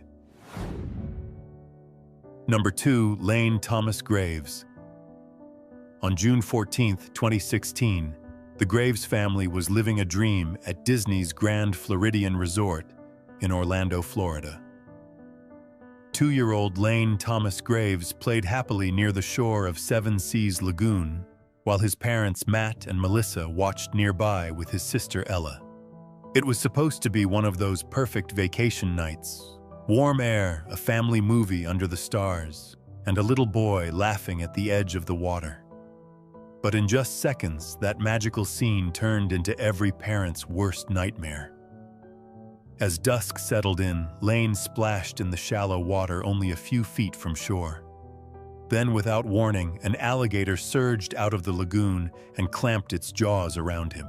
Matt Graves reacted instantly, diving into the water and fighting with everything he had to pry his son loose. He wrestled the animal with his bare hands, desperate, refusing to give up. But the gator was too powerful, dragging Lane into the dark water and disappearing before anyone could stop it. What followed was a frantic overnight search unlike anything the resort had ever seen.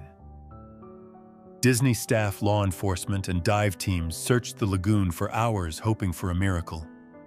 But after 17 agonizing hours, Lane's body was found underwater, not far from where he had been taken. The medical examiner later confirmed that he had died from drowning and traumatic injuries. A family vacation that had begun with joy ended in unimaginable heartbreak. The tragedy sent shockwaves across the country and forced major changes at Disney. New barriers were installed, warning signs specifically mentioning alligators were added, and the area was permanently altered. But for Lane's parents, the pain could never be erased. Instead of turning to anger, they chose to honor their son's memory by creating the Lane Thomas Foundation, helping families of children in need of life-saving organ transplants. Lane's story remains one of the most haunting reminders that danger can appear even in places people trust the most. Number 3, Harry Partington. On October 8, 2024, 22-year-old Harry Partington from Perth, Australia, set out to conquer one of Yosemite National Park's most iconic hikes. Known for his love of adventure and breathtaking travel photos, Harry was exactly the kind of person who chased the world's wildest places with excitement, not fear. That day, he took on the famous 4-mile trail, a steep and punishing climb with unforgettable views. It was supposed to be another incredible memory. Instead, it became a tragedy no one saw coming. As Harry pushed higher up the trail, the weather began to turn. Strong winds swept through the mountains, and light rain made the path even more dangerous. Near Union Point, at around 6,300 feet above sea level, the conditions became unstable in a matter of moments. Then disaster struck. A massive tree, weakened and uprooted by the storm, came crashing down onto the trail. Harry was directly in its path. In an instant, the adventure he had come so far to experience turned fatal. Emergency crews rushed into action as helicopters circled overhead and rescue teams flooded the area.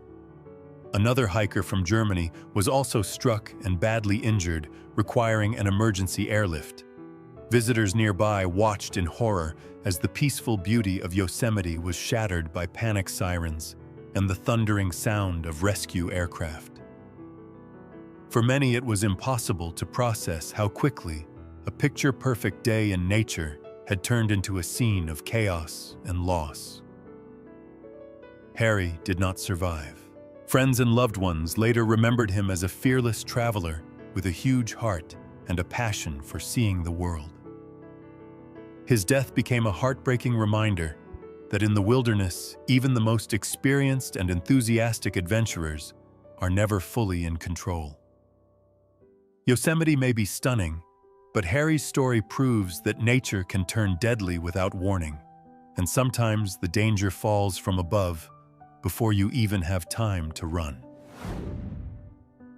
Number 4, Maria Diana.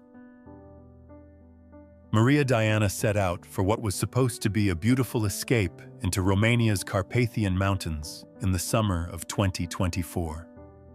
Fresh off the stress of final exams, she wanted nothing more than a peaceful hike with her boyfriend along a scenic trail near Brașov. Her mother, pregnant and uneasy, begged her not to go, warning that the mountains could be dangerous. But Maria was young, excited, and convinced nothing bad would happen. She had no idea that hidden somewhere beyond the trees, something deadly was already watching. At first, the trail felt like paradise. The air was crisp, the forest was alive, and the distant sound of a waterfall made the whole place feel almost unreal. Then everything changed.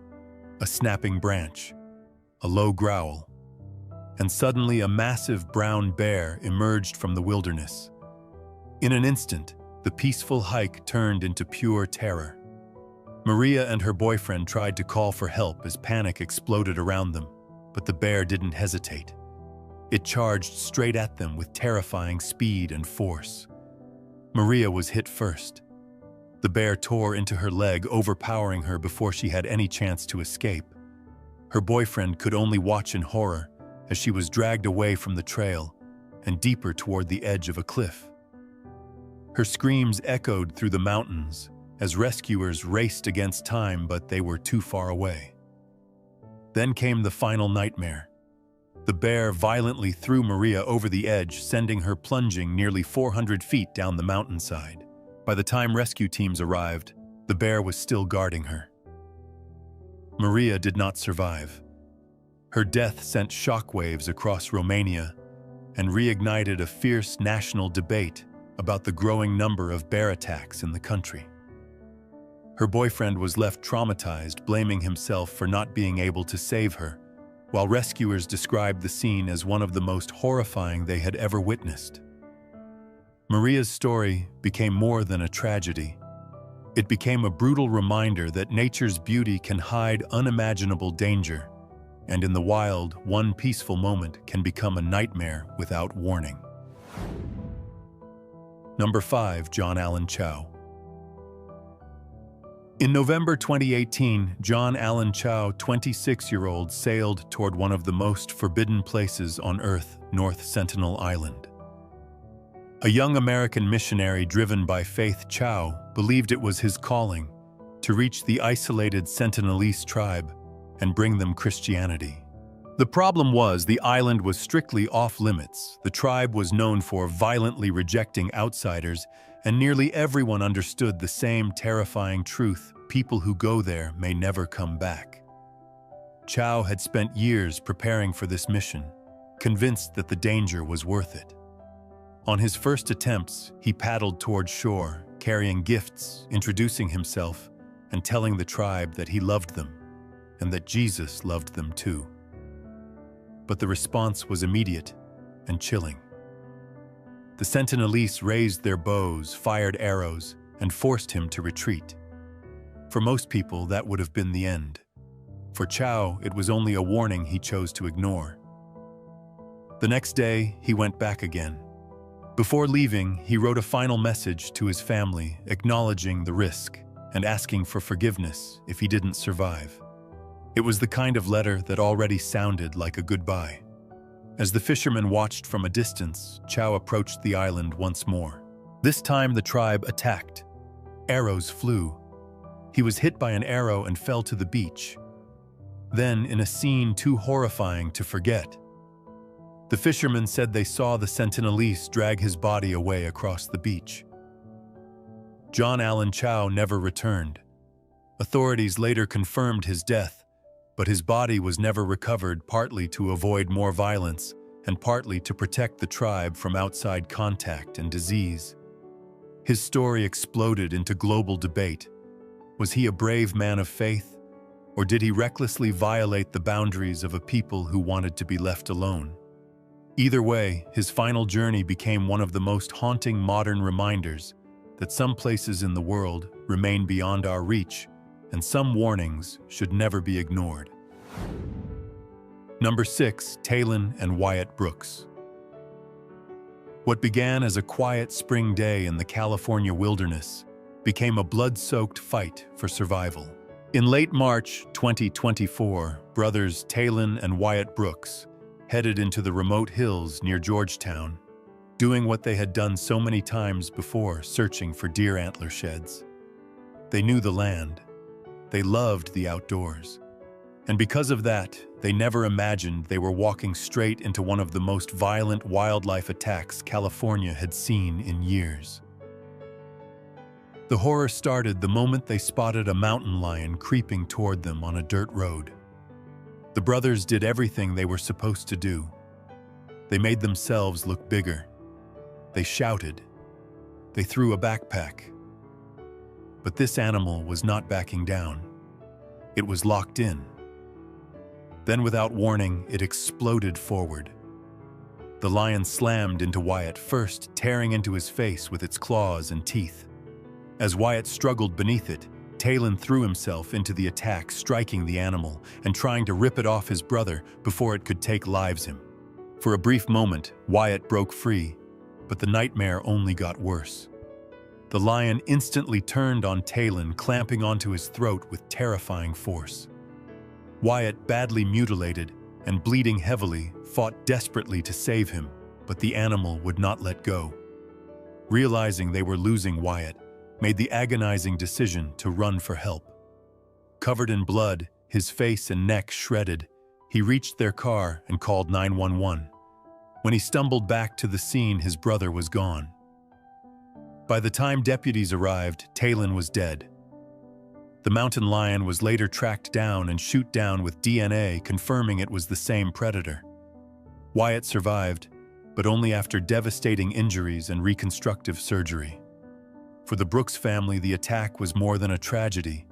It was a brutal reminder that when a wild predator decides to strike, everything can collapse in seconds. Talon died trying to save his brother, and that final act of courage turned an unspeakable disaster into a story of sacrifice that California will not soon forget.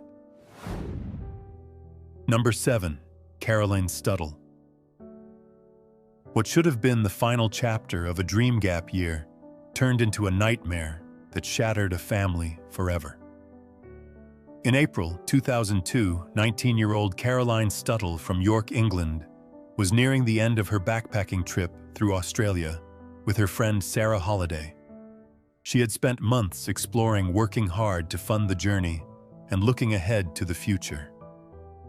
Caroline was bright, kind, and full of ambition, with plans to study criminal psychology when she returned home. But in one random, brutal encounter, all of that was stolen. On the night of April 10th, Caroline stepped out alone to make a phone call to her boyfriend back in England. As she walked back toward her caravan park in Bundaberg, she crossed paths with Ian Privet, a violent drifter desperate for money and deep in addiction. At first, it was a robbery. He tried to snatch her handbag, but Caroline fought back, and that resistance turned a street crime into something far more horrifying. In a burst of violence, Privet forced her over the railing of a bridge, sending her crashing 32 feet to the ground below. The fall was catastrophic. Caroline suffered fatal injuries, and her young life ended there beneath the bridge, taken for the meaningless sum of just £180. Her body was discovered soon after, and the news sent shockwaves through both Australia and her hometown in England. Investigators searched for answers, but the case dragged on with no immediate arrest. For Caroline's family, the pain was unbearable. A daughter who had left home chasing adventure was now gone forever, and the man responsible had disappeared into the shadows. Months later, the case finally broke open, when Privet reportedly confessed while serving time for another crime. Investigators uncovered even more chilling evidence, including a handwritten message in which he admitted what he had done. He was eventually convicted and sentenced to life in prison. But no verdict could undo the horror of that night. Caroline's family turned their grief into purpose by creating a foundation in her name to help protect young travelers abroad. Her story remains a devastating reminder that sometimes the greatest danger appears without warning and destroys everything in a single moment. Number 8. Steven Weber Jr. A romantic getaway in paradise turned into a tragedy so cruel it almost feels impossible to believe. In September 2019, Steven Weber Jr. and his girlfriend, Kenesha Antoine, were staying at an underwater cabin at the Manta Resort, off the coast of Pemba Island, Tanzania. It was supposed to be unforgettable for all the right reasons. Steven had planned a surprise proposal in one of the most breathtaking settings imaginable. Instead, those same waters became the place where his love story ended forever. That night, Steven slipped into the ocean, carrying a handwritten proposal sealed inside a plastic bag along with an engagement ring. From inside the glass-walled cabin, Kenesha watched as he swam up, smiling, holding the note against the window. It was intimate, creative, and deeply personal. In the message, he told her he could not hold his breath long enough to list everything he loved about her, then asked the words that were meant to change both of their lives forever. Will you marry me? It should have been the happiest moment of their lives. But seconds later, the dream began to collapse. After showing her the note and the ring, Steven disappeared beneath the water and never came back up. At first, it felt like a delay, then a mistake, then panic. Minutes passed, and the joy inside the cabin turned into terror. Kenesha tried to get help as fear took over, realizing something had gone horribly wrong beneath the surface. When Steven was finally brought back, he still had a faint pulse. But despite desperate efforts to save him, he could not be revived. The man who had just asked the biggest question of his life died before he could hear the answer. Steven's death was later ruled a drowning, but that did little to soften the devastation. He was known as an experienced swimmer and confident in the water, which only made the loss feel even more shocking. For Kenesha, the pain was unbearable. She had been ready to say yes, but never got the chance. What was meant to become one of the most beautiful memories of their lives became a haunting reminder of how fast joy can turn into heartbreak, and how even love in its purest moment is not always stronger than disaster. Number 9. Steve Curry. The desert did not care how experienced he was. On July 18, 2023, 71-year-old Steve Curry entered Death Valley National Park for what would become his final hike. A retired electrician and lifelong adventurer, Steve was used to rough terrain and extreme conditions. But that day, Death Valley was operating at its most ruthless. Temperatures reached a staggering 121 degrees Fahrenheit, turning the canyon into a furnace. What looked like another challenge to conquer was actually a silent, merciless trap. Steve set out on the Golden Canyon Trail toward Zabriskie Point, one of the park's most famous but punishing routes. Even with sunscreen, a hat, and water, the brutal heat kept building. The canyon walls reflected and trapped the temperature, making the air even deadlier. Earlier that day, other hikers noticed the danger, but Steve kept going. In a place like Death Valley, experience can create confidence, but confidence is no match for heat that pushes the human body past its limits. By the afternoon, the desert had taken over. Around 3:40 p.m., Steve was found unresponsive near the trailhead. Emergency crews rushed in and tried to revive him, but it was too late. He was pronounced dead at the scene, another victim of one of the harshest landscapes on Earth. His death became a chilling reminder that nature does not always strike with claws or storms. Sometimes it kills with heat silence and the false illusion that you still have time. Number 10. Carl McCunn. Carl McCunn thought he was stepping into the Alaskan wilderness for the adventure of a lifetime. Surrounded by silence, mountains, and endless open land, he believed he had everything he needed to survive. But out there, one small mistake did not stay small for long. It grew into a death sentence. At first, the trip felt like a dream. He photographed wildlife, explored the remote landscape, and filled his journal with awe and excitement. But as the weeks passed and no plane arrived, that dream began to collapse. Then came his most tragic moment. A plane flew over his camp close enough to save him. Carl waved, but somehow the signal was misunderstood. The aircraft turned and disappeared, taking his final chance of rescue with it. As winter closed in, the wilderness became a prison. Food ran low, temperatures dropped, and isolation slowly crushed him. His journal changed from wonder to fear, from excitement to despair. By the time rescuers finally reached his camp months later, Carl was gone. What they found was not just a body, but the haunting story of a man who was not killed in an instant, but by the slow, unbearable horror of being left completely alone. Number 11. Alana Cutland. What was supposed to be a once-in-a-lifetime research trip ended in one of the most haunting tragedies imaginable. In July 2019, 19-year-old Cambridge student Alana Cutland traveled to Madagascar to study rare crustaceans in a remote jungle region. Brilliant, curious, and fiercely independent, Alana had poured her energy into this journey, determined to prove herself in one of the most biodiverse places on Earth. But just days into the expedition, something began to go terribly wrong. Far from home and deep in isolation, Alana reportedly started suffering severe mental and physical distress. She became paranoid, confused, and disoriented with her family, later fearing that an extreme reaction to anti-malarial medication may have triggered the spiral. Her parents, alarmed by strange and unsettling phone calls, quickly arranged for her to leave Madagascar and return to England. A private plane was sent to take her from the remote area to the capital. It was supposed to be her way out. But once the flight was in the air, the nightmare escalated. Alana became increasingly restless and suddenly unbuckled her seatbelt.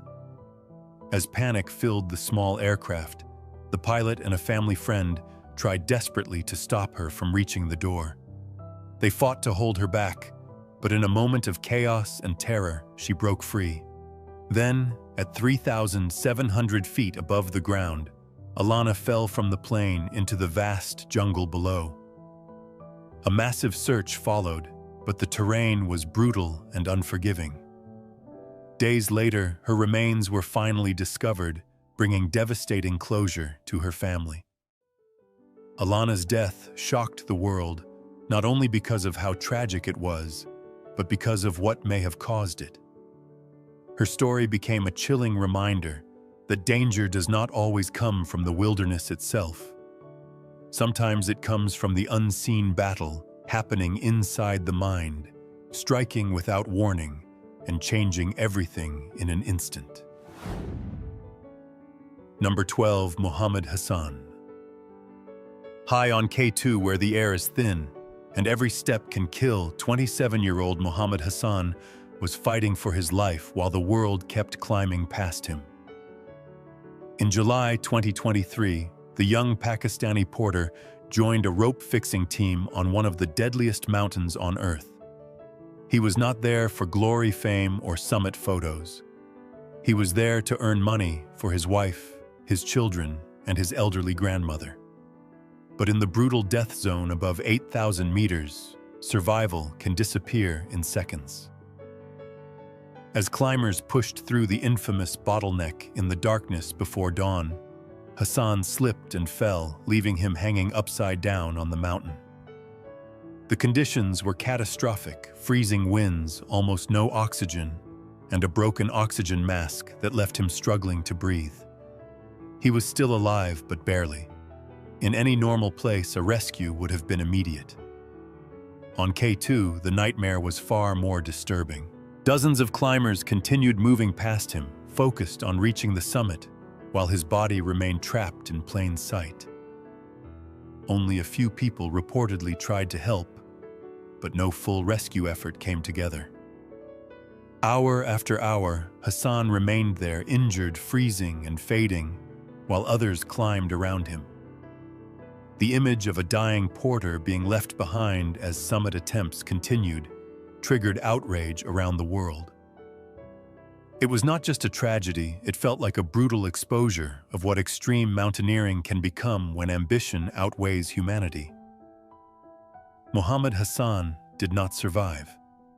His death sparked international anger and painful questions about how local porters are treated on the world's highest peaks. Many asked whether the response would have been different if he had been a famous Western climber instead of a Pakistani worker. In the end, Hassan's story became bigger than one man's death.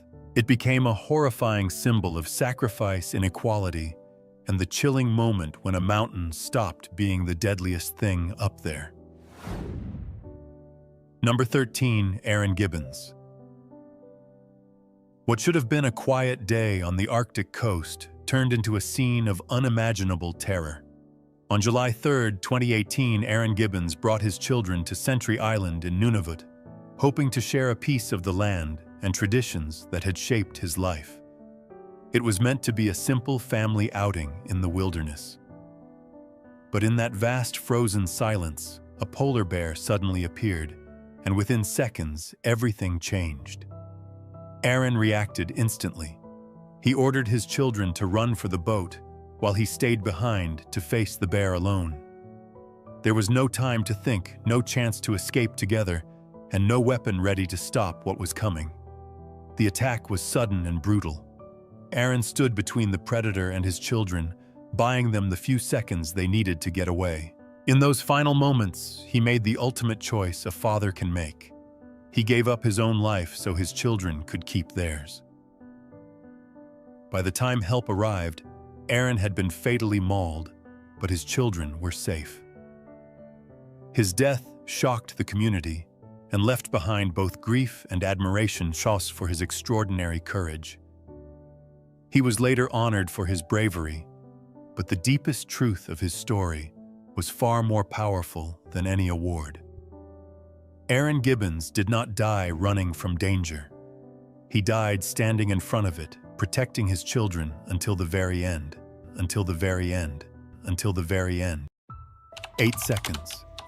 That's all it takes for glory to turn into disaster. The gate swings open, a 2,000-pound storm explodes into the arena, and suddenly it's not a sport, it's survival. Dust flies, hooves pound. One wrong move and the ground comes rushing up fast. Today, we step inside the most brutal rodeo moments ever recorded, where courage meets chaos and danger never blinks. Number 1. Chris Shivers. Before the silence, there was thunder, the kind that rattles the steel gates and shakes the crowd to its feet. In 1998, at the PBR Boise event, Chris Shivers was already building a reputation as one of the fiercest competitors in professional bull riding. Young, fearless, and laser-focused on the World Finals, he climbed aboard a powerful Mexican fighting bull named Shorty. The plan was simple: 8 seconds of control. The reality would be anything but simple. When the chute burst open, Shorty exploded into motion. The arena transformed into a storm of dust and muscle. Chris matched every twist and surge with precision, gripping tight as the crowd roared. For a moment, it looked like another highlight reel ride. Then momentum shifted. Shorty's power proved overwhelming. Chris was thrown hard to the dirt, the impact knocking him unconscious. In a heartbeat, the celebration turned into concern as the bull wheeled back toward him. What followed tested the very limits of resilience. Rodeo personnel rushed in, diverting the bull and shielding the fallen rider. Stretcher crews surrounded Chris as thousands watched in stunned silence. Then, in a moment that defined his legacy, he lifted his arm to signal he was still fighting. It was more than reassurance. It was grit made visible. That night could have ended a career. Instead, it became a chapter in one of the most remarkable journeys in PBR history. Chris Shivers would go on to win 2 world championships and retire as one of the sport's most respected icons. In an arena where danger is never theoretical, he proved that courage is not the absence of risk, but the will to rise after facing it. Number 2. Bonner Bolton. He had already conquered some of the rankest bulls in the sport. By his late 20s, Bonner Bolton was more than a champion. He was a rising star with a world title, national recognition, and even a Hollywood credit as a stunt double in The Longest Ride. Raised on a Texas ranch and trained by his bull-riding father, Bonner grew up chasing 8 seconds at a time. Pain was part of the deal. Broken bones were badges of honor. But nothing prepared him for the ride that would change everything.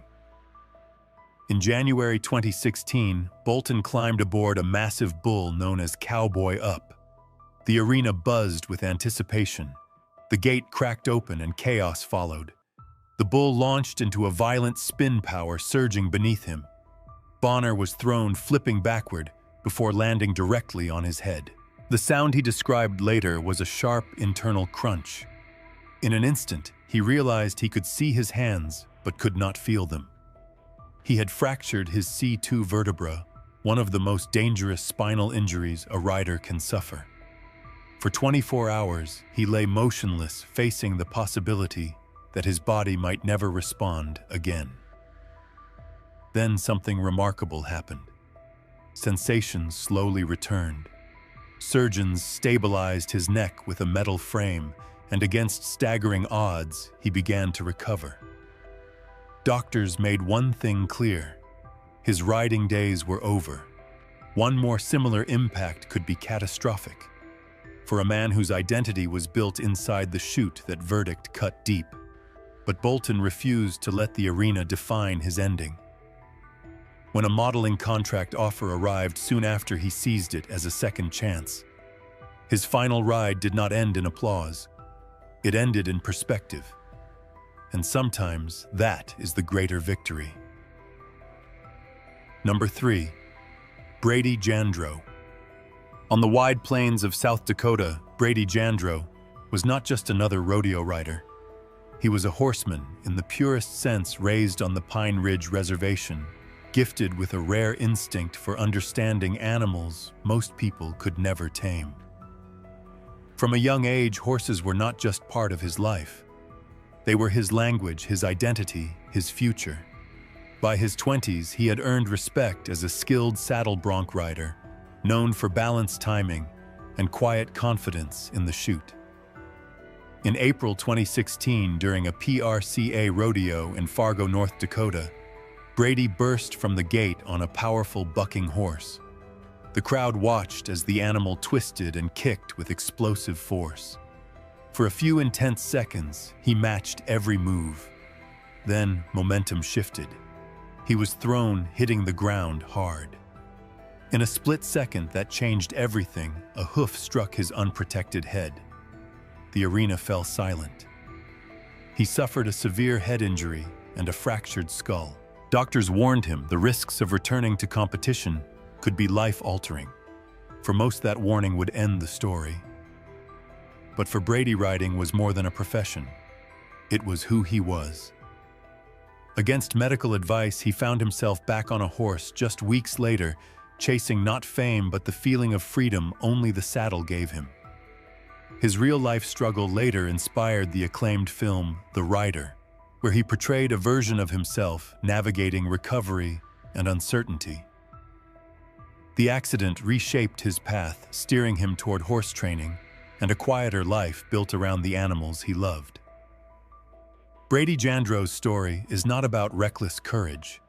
It is about resilience, identity, and the unbreakable bond between a cowboy and the ride that defines him. Number 4. Glenn Keely. By the age of 18, Glenn Keely was already riding alongside the best in the world. Calm, precise, and fearless in the chute, the Canadian standout carried the kind of promise that whispers Hall of Fame before a career even peaks. In March 2000, at a professional bull riders event in New Mexico, he drew Promised Land, the 1999 Bull of the Year. Over 2,000 pounds of raw athleticism, a matchup built for highlight reels or heartbreak. When the gate burst open, Promised Land launched into a violent rhythm of spins and kicks. Glenn stayed centered, absorbing every jolt with textbook control. 8 seconds stretched like an eternity, and he met them with grit. Then the ride broke. Thrown into the dirt, he landed in the path of a still surging bull. In a split second, a powerful rear hoof struck his chest. He was conscious as crews rushed in, a testament to his toughness. Protective vest and helmet were in place, standard gear, adopted after earlier losses in the sport. But even the best equipment has limits against that kind of force. At the hospital, doctors discovered severe internal bleeding and critical damage to his liver. Despite every effort, Glenn Keely passed away on the operating table just 4 days after his 30th birthday. The shock rippled through the rodeo world. Glenn was known for clean dismounts and smart decisions, rarely flirting with danger, beyond the necessary risk of the sport. In his honor, the PBR established the Glenn Keely Award, and a memorial event that has funded scholarships for young athletes pursuing their dreams.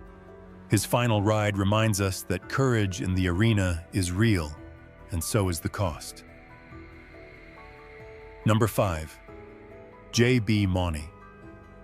If bull riding has a definition of fearless, it might read J.B. Mauney. Born in North Carolina, barely 140 pounds of pure resolve, he built a career on choosing the rankest bulls in the pen and never backing down. Rookie of the Year in 2006. Two-time PBR World Champion. 15 World Finals qualifications. He didn't just ride bulls. He hunted the toughest names on the board, including the near-unstoppable Bushwhacker. For JB, 8 seconds was never enough. He wanted the hardest 8 seconds possible. In September 2023, that mindset led him to Arctic Assassin, a powerful, explosive bull known for its violent buck and sharp spin. The arena buzzed with anticipation. When the gate cracked open, the storm hit instantly. Arctic Assassin launched upward, twisting with relentless force. JB fought for position, matching the rhythm the way only a veteran can. Then, momentum shifted. He was thrown high and came down hard, landing directly on his head. The diagnosis was immediate and severe: a broken neck. In a sport where toughness is currency, this was the one injury that leaves no room for debate. JB understood in that moment what it meant. Not just pain. Finality. The ride that defined his life had just ended his career. Remarkably, he survived. And in a twist that only bull riding could script, JB later purchased Arctic Assassin, bringing the bull to live out its days on his Texas ranch. Whether out of respect, reflection, or closure, it was a full circle ending to a legendary run. J.B. Mauney's final ride was not about defeat. It was about acceptance. In an arena built on risk, he walked away with his life and a legacy already carved in rodeo history. Number 6. Tough Hedeman. When you talk about bull riding danger, one name rises above the dust like a warning siren: Bodacious. Nearly 1,900 pounds of explosive power, a bull so dominant that only 8 riders ever lasted the full 8 seconds against him. And standing across from that legend was Tough Hedeman, a world champion cowboy who had already proven he could conquer the impossible. In 1993, Tough did what most believed couldn't be done. He rode Bodacious to a stunning 95-point score, earning both glory and respect. But 2 years later, in 1995, confidence met consequence. Bodacious had evolved. The bull had developed a brutal move, throwing his massive head upward with shocking force. When the gate flew open, the energy in the arena felt electric. For a split second, it looked like history might repeat itself. Instead, disaster struck. Bodacious launched upward and snapped his head back, connecting squarely with Tough's face. The impact was devastating. He was ripped from the bull and hit the ground hard as bullfighters rushed in. The crowd fell silent. Nearly every bone in his face was shattered. Hours of reconstructive surgery followed, and though he survived, he permanently lost his sense of smell and taste along with much of his facial expression.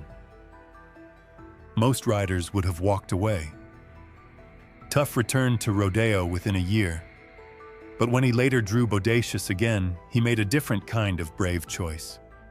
He refused the ride. Sometimes courage is climbing into the chute. Sometimes it's knowing when not to. Number 7. Jerome Davis. Jerome Davis wasn't just another rider chasing 8 seconds. In 1995, he stood at the very top of the sport as a world champion, a name spoken with respect in every arena. Calm under pressure and fearless in the chute, Jerome built his career on discipline, timing, and grit. By 1998, he was still riding strong, stepping into the Fort Worth Stock Show and Rodeo like it was just another chapter in a long, successful journey. On March 14, 1998, he drew a bull named Knock Him Out John. The name alone hinted at trouble, but Jerome had faced tough draws before. When the gate burst open, the bull lunged forward with explosive force. For 5 intense seconds, Jerome matched every movement. Then momentum shifted. He was thrown off balance and landed awkwardly on his neck, the kind of impact that instantly changes the atmosphere in an arena. Medical teams rushed in as the crowd fell silent. The fall had crushed 2 vertebrae in his neck. Surgeons worked carefully, grafting bone to stabilize the damage, but the diagnosis was life-altering. Jerome was paralyzed from the chest down. At just 25 years old, the reigning champion was told he would never walk again. For many, that would have been the final page. For Jerome Davis, it became a new beginning. He stayed deeply involved in rodeo, becoming a coach, producer, and motivational speaker. Instead of riding bulls, he began building champions and inspiring others with a story rooted in perseverance. His 8 seconds ended in an instant, but his legacy only grew stronger. Number 8. Amelio Rosando. The crowd in Albuquerque expected fireworks that night. The Ty Murray Invitational always delivers intensity, but when Amelio Rosando nodded for the gate, the energy felt different. At just 24 years old, the Brazilian rider had already earned respect for his balance and control. Across from him stood Mr. Slim, a massive white and black bull with a reputation for violent, unpredictable spins. With a high buck-off rate, Mr. Slim was known for ending rides early and ending them hard. The chute cracked open and the storm hit instantly. Mr. Slim exploded into motion, twisting with raw force as Amelio matched each surge with precision. For a few heart-pounding seconds, it looked like skill might tame chaos. Then momentum shifted. Amelio was launched off, crashing down onto his neck and shoulders. The arena gasped, but the real danger was only beginning. His left boot and spur had become tangled in the bull rope. Still attached, Amelio was dragged as Mr. Slim continued to thrash and kick. For agonizing moments, he dangled helplessly, his body swinging dangerously close to pounding hooves. The scene froze the crowd in stunned silence. Rodeo clowns and bullfighters sprinted in, risking everything to cut him free. Miraculously, Amelio escaped with only minor injuries. What could have been catastrophic became a powerful reminder of how quickly control can vanish in the arena. In bull riding, even after you hit the ground, the ride isn't always over. Number 9. Bo Schroeder. Bo Schroeder was the kind of rider who wore his injuries like badges of honor. Broken ribs, a shattered right leg 3 separate times, hundreds of attempts against some of the rankest bulls in the business. With 219 successful rides in his career, he had already proven he belonged among the elite. Pain was part of the profession, risk was part of the deal, and quitting was never part of the plan. On March 24, 2013, at the Fort Mojave Classic Extreme Bulls event, Bo climbed aboard a massive black bull with the calm focus of a veteran. The gate burst open, and the animal erupted into motion, bucking and twisting with explosive strength. For a moment, Bo looked in control, matching every surge with balance and grit. Then everything changed in a blink. He was thrown with violent force and hit the ground unconscious. Before he could even react, the bull stormed over him. A powerful hoof struck his chest, breaking multiple ribs and puncturing a lung. The arena shifted from cheers to stunned silence as bullfighters rushed in, drawing the animal away, while medical crews surrounded Bo. He was transported to the hospital and underwent emergency surgery, spending weeks in recovery. The injuries were severe, the kind that could easily end a career. But Bo's spirit remained unshaken. Later, he said the thought of walking away never crossed his mind. Rodeo was in his blood. In a sport where the margin between control and chaos is razor-thin, Schroeder's story stands as a testament to resilience. The arena knocked him down. It did not take his will. Number 10. Pistol Robinson. Madison Square Garden is known for legendary moments. In 2012, during the Professional Bull Riders Roundup, it witnessed one that fans would never forget. Pistol Robinson, a seasoned competitor with a fearless reputation, nodded for the gate against a powerful 1,500-pound bull named Keo Cartel. The arena buzzed with anticipation. This was the kind of matchup built for highlight reels. The gate flew open, and Keo Cartel exploded into motion. The bull twisted and launched with raw force, but Pistol held on with veteran composure. For 6.5 intense seconds, it looked like experience might win the battle. Then momentum shifted. Robinson was thrown forward, crashing face first into the dirt. The fall was violent, but the danger was not over. As he lay on the ground, Keo Cartel thundered back into the chaos. In the confusion, the bull's hooves came down with devastating force, trampling Robinson before bullfighters could fully intervene. The crowd gasped as the scene unfolded. Medical teams rushed him out of the arena, where doctors discovered the full extent of the damage. His right femur was broken. His left tibia and fibula were shattered. He had also suffered fractures in his lower back. For months, Robinson was confined to a bed, unable to even sit upright. Recovery was slow and demanding. Yet, true to the spirit that carried him into the chute, he refused to let the arena define his ending. Just 1 year later, Pistol Robinson returned to competition, proving that resilience can be as powerful as any bull in the pen. Number 11. Brent Thurman. Brent Thurman wasn't just known for his talent. He was known for his smile. Missing his 2 front teeth and always laughing, Brent carried a light into every arena he entered. By 1989, he had climbed into the ranks of the top 30 bull riders in the world, admired not only for his skill, but for a riding style uniquely his own. While others relied heavily on upper body strength, Brent kept his hand low and let his legs do the work, a technique that made even the rankest bulls look manageable. In 1994, Brent qualified for his first national finals rodeo, a milestone every rider dreams about. The lights were brighter, the stakes higher, and the atmosphere electric. When the gate burst open, Brent charged into the arena with the same focus that had defined his career.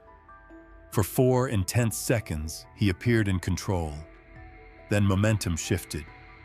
He was bucked off and became tangled in his rigging, pulled dangerously close beneath the bull's powerful hooves. What followed happened in seconds, but felt endless to the stunned crowd.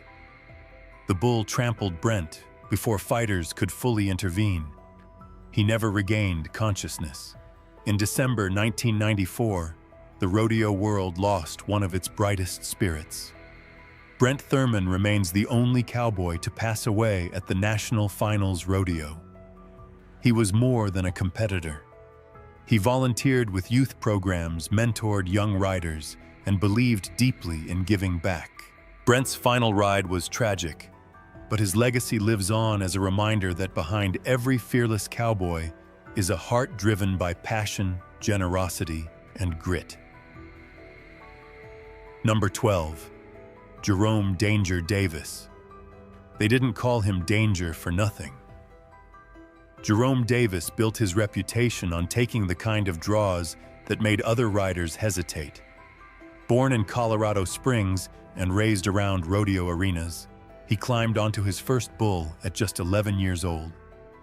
By 1995, he had reached the summit of the sport, winning the PRCA World Bull Riding Championship and cementing himself as one of the fiercest competitors in professional rodeo. On March 14, 1998, Jerome faced another massive bull, the kind that made the ground tremble before the gate even opened. When the chute cracked wide, man and animal burst into the arena like two forces colliding. For a few breathtaking seconds, it looked like a perfectly choreographed battle. Then the rhythm broke. Jerome was thrown violently, landing hard on his neck in a way that instantly changed the tone of the arena. Medical teams rushed in as the once roaring crowd fell silent. The diagnosis was devastating: a broken neck. Jerome survived, but he was left paralyzed from the chest down. The cowboy who once danced with 1,500 pounds of muscle would never walk again. But Jerome Davis refused to let that be the final chapter. He was later honored with the PBR Ring of Honor and remained deeply involved in the sport as a stock contractor and mentor. His body may have been changed forever, but his spirit never surrendered. In a sport defined by risk, Jerome proved that true toughness is not just about holding on for 8 seconds. It is about standing tall, even when life knocks you down. Number 13. Amadeo Silva. At just 22 years old, Amadeo Silva was living the dream so many riders chase. Born in Brazil in 1998, he grew up surrounded by rodeo culture and quickly earned a reputation for natural talent and fearless focus. In 2017, he moved to Texas with his family to compete on the professional bull riders circuit in the United States. Fans loved his intensity. Fellow riders respected his composure in the chute. He wasn't just competing, he was building momentum.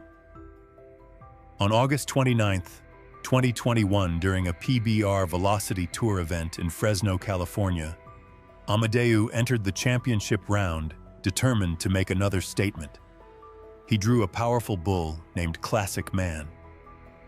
When the gate burst open, the arena filled with the familiar thunder of hooves and roaring energy. For several tense seconds, Amadeo fought to stay centered as the bull twisted and launched beneath him. Then the ride broke. He was thrown to the dirt. As he attempted to get to his feet, Classic Man turned back unexpectedly. In the chaos, the bull struck Amadeo in the chest. Medical personnel were on him within moments, stabilizing him before rushing him to Community Regional Medical Center. Despite rapid response and advanced care, the internal injuries were too severe. Amadeo Silva passed away later that evening. The rodeo community was shaken. Teammates, competitors, and fans across the world shared tributes to a young rider whose journey ended far too soon. His story is a powerful reminder that bull riding demands absolute respect. Amadeo chased the 8-second dream with courage, passion, and heart.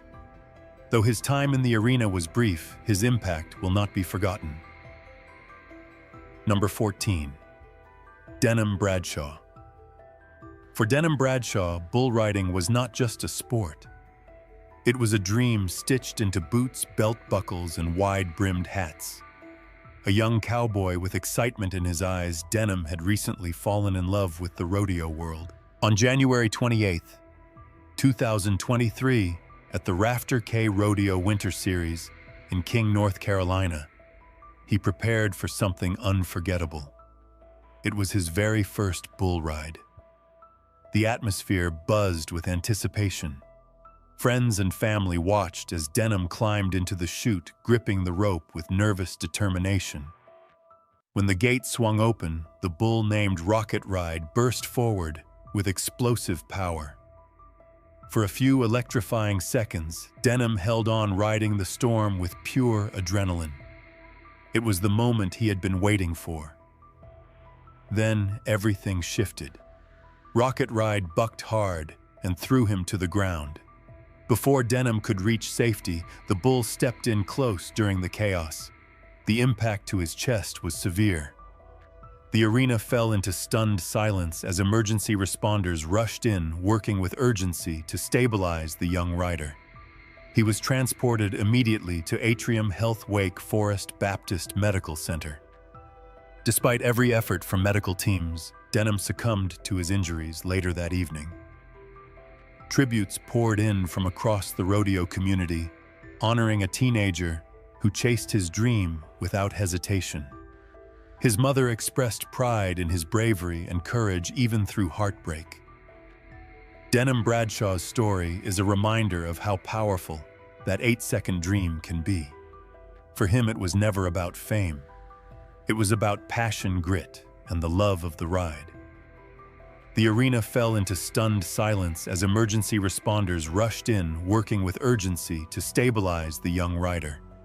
He was transported immediately to Atrium Health Wake Forest Baptist Medical Center. Despite every effort from medical teams, Denim succumbed to his injuries later that evening. Tributes poured in from across the rodeo community, honoring a teenager who chased his dream without hesitation. His mother expressed pride in his bravery and courage even through heartbreak. Denim Bradshaw's story is a reminder of how powerful that 8-second dream can be. For him, it was never about fame. It was about passion, grit, and the love of the ride. One bite, so 7 days into winter, one mistake, and everything is over. In this episode, we step into the horrifying reality of snake attacks, so sudden, so brutal, and so merciless that many victims never had a chance. These are not distant legends or exaggerated fears, but real moments where terror struck fast and survival slipped away in seconds. Number 1. Connor and Noah Barth. On a warm August night in New Brunswick, Canada, two young brothers, Connor and Noah Barth, went to sleep expecting nothing more than an ordinary end to an ordinary day. They had spent the afternoon laughing, playing, and enjoying the kind of childhood moments that feel endless until the night turned into something no family could have imagined. Just below the apartment where they slept was a reptile store home to a massive African rock python. The python had escaped its enclosure in silence. Drawn through an exposed ventilation system, it moved above the ceiling where the boys were sleeping. No one heard it. No one knew it was there. Then in one horrifying instant, the duct gave way. The python crashed through the ceiling and into the room, dropping directly onto the children in the darkness before anyone had a chance to react. What followed was swift, violent, and almost impossible to comprehend. The enormous python wrapped itself around the boys with crushing force. By the time help arrived, the room had already fallen silent. The brothers were found lifeless, their small bodies marked by the attack, while the python had disappeared from sight. The scene stunned investigators and shattered the community, leaving behind questions too painful to answer. In the days that followed, the tragedy made headlines across the world. People argued over whether it was a terrible accident or a chain of reckless decisions that should never have been possible. But beyond the courtroom debates and media coverage was a far simpler truth. 2 innocent boys were gone. Connor and Noah had walked into that night as children full of life, and by morning, their names had become part of one of the most chilling snake attack stories ever told. Number 2. Watiba. Night had already settled over Muna Island when Watiba walked alone toward her garden, determined to chase away the wild boars that had been destroying her crops. It was a path she knew by heart, cutting through thick vegetation and rocky ground near a cliffside known for snakes. For years, that danger had remained part of the landscape, something distant, something survivable. But on that night, the jungle was hiding something far worse. After driving the boars away, Watiba moved closer to inspect the damage with only a flashlight in her hand. That was when the predator struck. A massive reticulated python lunged from the darkness, sinking its teeth into her body and throwing her to the ground. Before she could scream for help, the snake wrapped itself around her with terrifying speed, tightening again and again until every breath became a losing battle. By morning, when she still had not returned, her family knew something was wrong. The village quickly organized a search party, retracing her route through the brush until they found her sandals and flashlight near the garden.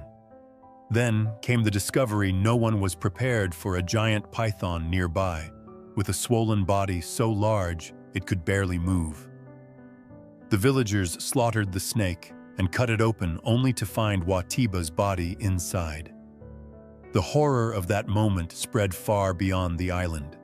Her death became one of the most shocking python attack cases ever reported, not only because of the brutality of what happened, but because it proved just how thin the line is between ordinary life and sudden death. Watiba had left home to protect her garden, expecting to return before dawn. Instead, she became the center of a nightmare her community would never forget. Number 3. Donald Morrison. What began as a simple gathering in Queensland ended in a nightmare no one saw coming.